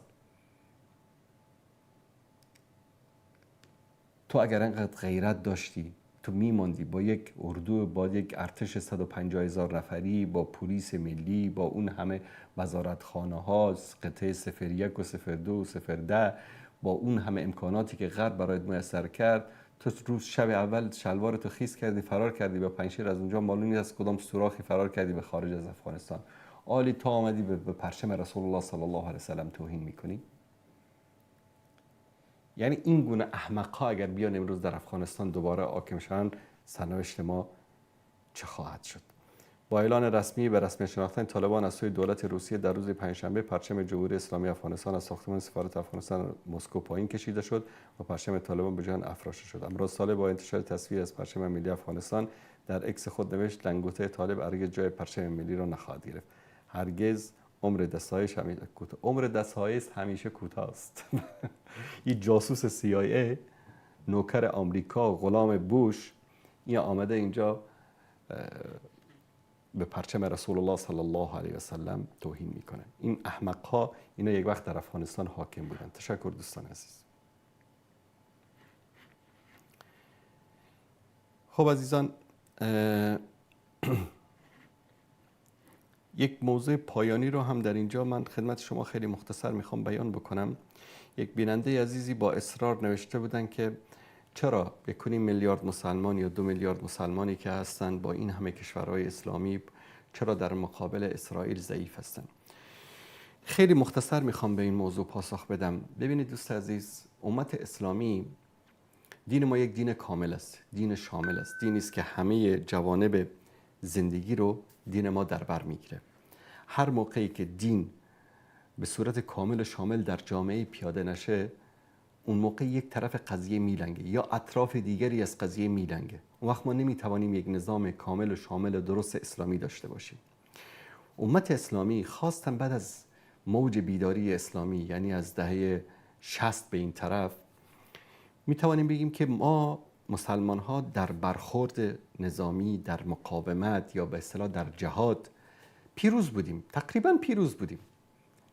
انگلیس ها رو شکست دادن افغان ها، کشورهای عربی مثلا فرانسه رو در الجزایر و در لبنان و در سوریه و در اینجا شکست خورد. انگلستان از خیلی از کشورهای اسلامی شکست خورد، فرار کرد. ایتالیا مثلا در لیبی شکست خورد. کشورهای اسلامی تک تک مستقل شدن بعد از اینکه همه اشغال شده بودن. آمریکا مثلا در افغانستان شکست خورد، در عراق شکست خورد، روس ها در افغانستان تار و مار شدن، اتحاد جماهیر شوروی از بین رفت. همیشه در جبهه برخورد، در جبهه نظامی، در جبهه مقاومت، در جبهه جهاد ما پیروز بودیم. تقریبا میشه گفت امت اسلامی پیروز بوده. اما جوانب دیگری رو ما در حکومتداری و در اداره حکومت در نظر نگرفتیم. به خاطر همین در جبهه برخورد و رویارویی پیروز شدیم، اما در جبهه نفوذ و فشار بر دشمنها شکست خوردیم. و این نفوذ و فشار بر دشمن چگونه میتواند ایجاد شود؟ امروز در دنیا میدیا یا رسانه حرف اول رو میزنه. ما امت اسلامی چه محلی از اعراب داریم در میدیای جهانی؟ صفر.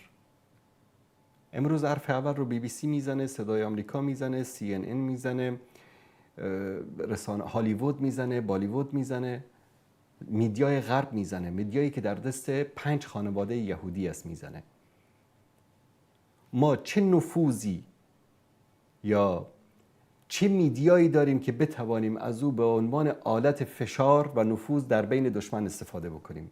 اونها تا خانه های ما میآیند، تو خوش و خوشحال نماز صبحت رو میخونی، از کارتو میکنی، از خانه خارج میشی، فرزندان تو با میدیای یهود و نصارا بزرگ میشن، چه بخواهی چه نخواهی. رادیوها در دست اونها، تلویزیون ها در دست اونها، کانال های فضایی در دست اونها، سوشال میدیا در دست اونها. امروز شما بر علیه اسرائیل آمریکا یک کلمه گپ بزن، فیسبوک صفحتو میبنده، چون که فیسبوک از اونا، توییتر از اونا، یوتیوب از اونا، اکس از اونا، همه اینا از اوناست. ما چی داریم؟ هیچی. به خاطر همین ما هیچ عامل فشار میدیایی یا رسانه‌ای بر مخالفینمون نداریم. همه چیز در اختیار اونهاست. پیامبر صلی الله علیه و سلم از فشار و نفوذ رسانه‌ای استفاده می‌کردن. پیامبر صلی الله علیه و سلم در بزرگترین بازار رسانه‌ای، در کنفرانس رسانه‌ای در مکه، در بازار اوکاز می‌رفتن به اسلام دعوت می‌کردن. بزرگترین اهرم فشار رسول الله صلی الله علیه و سلم بر رسانه‌های کفار حسان ابن ثابت شاعر رسول الله صلی الله علیه و سلم بود. تا یک حرفی میشد پیامبر میگفتن حسان جوابشون رو بده. ایدک الله به روح القدس، الله متعال تو رو با جبرئیل تایید میکنه. حسان ابن ثابت یک رسانه بود. از نگاه امنیتی، این همه کشورهای اسلامی چه نفوذ و فشار امنیتی میتونن ایجاد بکنن بر کشورهای دشمن، غرب، شرق؟ صفر. چرا؟ چون اصلا به این موارد توجه نمی کنیم. ما مثلا در سیرت رسول الله صلی الله علیه و سلم داریم که عموی رسول الله عباس ابن عبدالمطلب میاد در غزوه بدر مسلمان میشه. رسول الله صلی الله علیه و سلم میگن ایمانت رو پنهان بکن.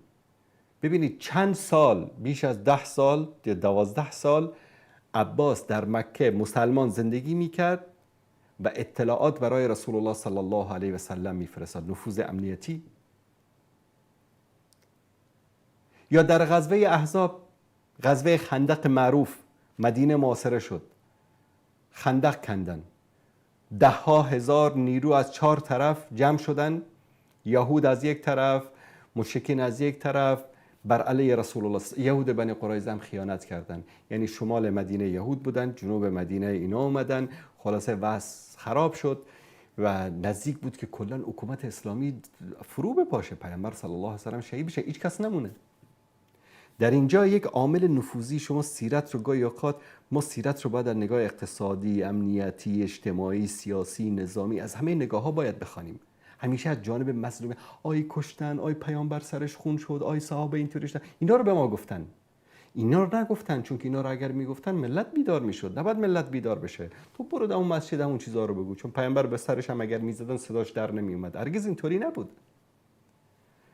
شخصی به اسم نعیم ابن مسعود قطفانی از بنی قطفان همین گروهای شبه نظامی ملیشه‌های به اصطلاح سربازای کرایی هستن، مثل واگنر و مثل اینایی که در روسیه است و بلک واتری که در آمریکا بود. اینا سربازای کرایی، قبیله خیلی بزرگی بود قطفان.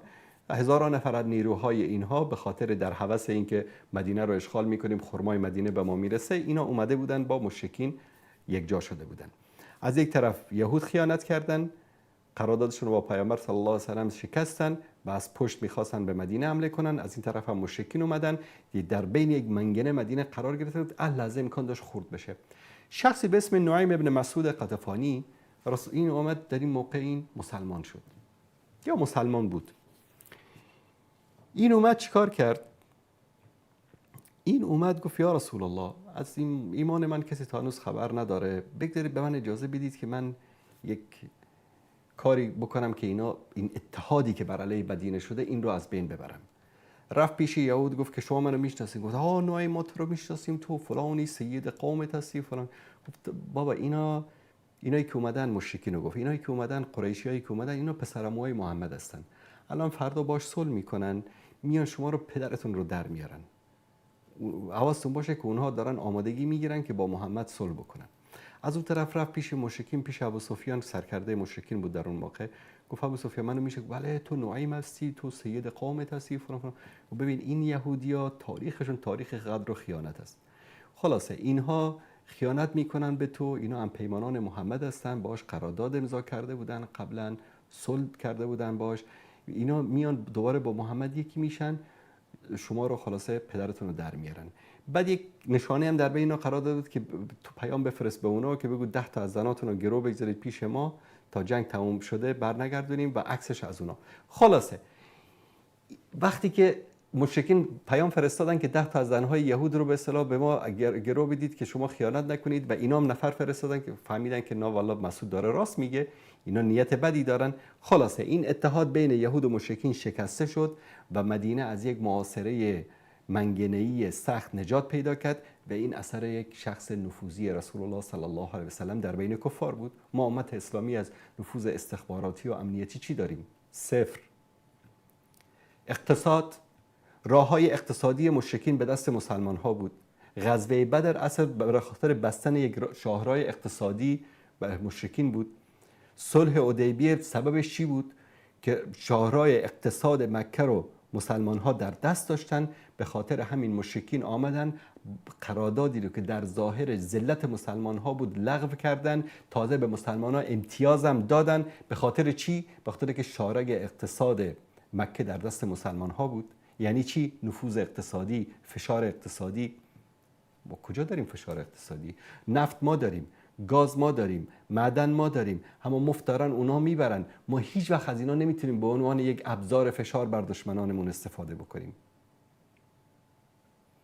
از جانب اجتماعی پیامبر صلی الله علیه و سلم اولین کاری که اومد در مدینه اخوت بین مهاجرین و انصار. امروز اونا اتحادیه اروپا دارن، مثل برادر با هم مرز ندارن در بینشون. طرف فیلماشو رو که دیدید پاشو این طرف میگذاره بلژیک، این طرف میگذاره هلند، این طرف میگذاره فرانسه، این طرف میگذاره ایتالیا. نه پاسپورتی هست، نه ویزایی هست، نه کسی با شما کار داره. نصف خونش تو بریتانیا است، نصف خونش تو ایتالیا است. اما ببینید که همسایه جان و جگر و هم فرهنگ و هم دین و هم مذهب و هم زبان ما با مهاجرین افغانی چه برخوردی میکنه. اونا پیامبر صلی الله علیه و سلم روز اولی که آمدن در مکه پیمان اخوت بین مهاجرین و انصار، یعنی اتحادیه. امروز اونا اتحادیه اروپا دارن، اتحادیه ناتو دارن، صدها اتحادیه دیگه دارن، اما ما چی داریم؟ هیچ. مانند سگ و گربه به جان هم دیگه افتادن ملت اسلام، امت اسلام. عراق با سوریه، سوریه با ایران، ایران با عراق، عراق با کویت، کویت با این با اون، این سنی است، این شیعه است، این وهابی است، این سلفی است، این حنفی است، این علفی است. از نگاه سیاسی ما چه نفوذ سیاسی داریم در کشورهای مختلف؟ پیامبر صلی الله علیه و سلم در اوج ضعف امت اسلامی که هنوز هیچ قدرت نظامی، سلطه نظامی هم نداشتن، به پادشاه‌های کشورها، ابرقدرت‌های جهان نامه می‌نوشتن. نفوذ سیاسی بود. حتی ابو سفیان در جریانی که در روم بود که پیامبر نامه‌ای برای ملک هرقل فرستاده بود، پادشاه روم میگه که ببینید از همشهریای این شخصی که ادعای پیامبری کرده کسی هست بیارید. ابو سفیان بود. ابو سفیان وقتی گفتن اونجا در مجلس، وقتی گفتن محمد برای ما پیام فرستاده، ما رو به اسلام دعوت کرده، میگه که در دلم گفتم که این حرفش اینقدر بالا گرفته که حالا داره به پادشاه‌ها نامه میفرسته. یعنی چی؟ یعنی فشار سیاسی، نفوذ سیاسی. در جانب نظامی ما چی داریم؟ در جانب نظامی چه فشار و نفوذ نظامی داریم بر کشورهای غیر اسلامی، بر دشمنانمون، بر اروپا، بر آمریکا، بر اسرائیل؟ هیچی. در حالی که الله متعال میگه وعدوا لهم ما استطعتم من قوه. ما چه قوه‌ای آماده کردیم امروز در مقابله با آنها؟ امروز ببینید که اسرائیل در لوبی یهودی داره در آمریکا، لوبی یهودی داره در کانادا، لوبی یهودی داره در هر تک تک کشورهای اروپایی. ما مسلمان ها در سر یک مسجد در اروپا و آمریکا با هم دیگه جور نمیاییم. پشتون در مسجد تاجیک نماز نمیخونه، افغانی در مسجد پاکستانی نماز نمیخونه، عربا وابی هستن مسجد اونها نمیرن، عربا مسجد اینا نمیرن که اینا مشرک هستن و اهل بدعت هستن. در سر مسجد با هم جور نمیاییم.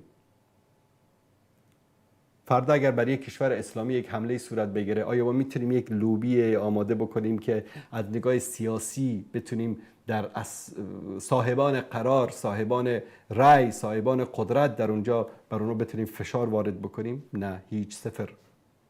پس چطور ما بتونیم یک امت اسلامی 2 میلیاردی ما بتونه در این زمینه ها نفوذ داشته باشه، فشار داشته باشه بر دشمن؟ این یکی از اسباب بدبختی است. اینا رو که بیان میکنیم به معنی که شما فقط گوش بکنید، گریه بکنید، متاثر بشید، به به درست میگید. بله، اینا رو باید به فرزندانمون بگیم، باید نسلی رو تربیت بکنیم که این اشتباهاتی رو که نسل گذشته انجام دادند انجام ندن. السلام علیکم و رحمت الله و برکاته.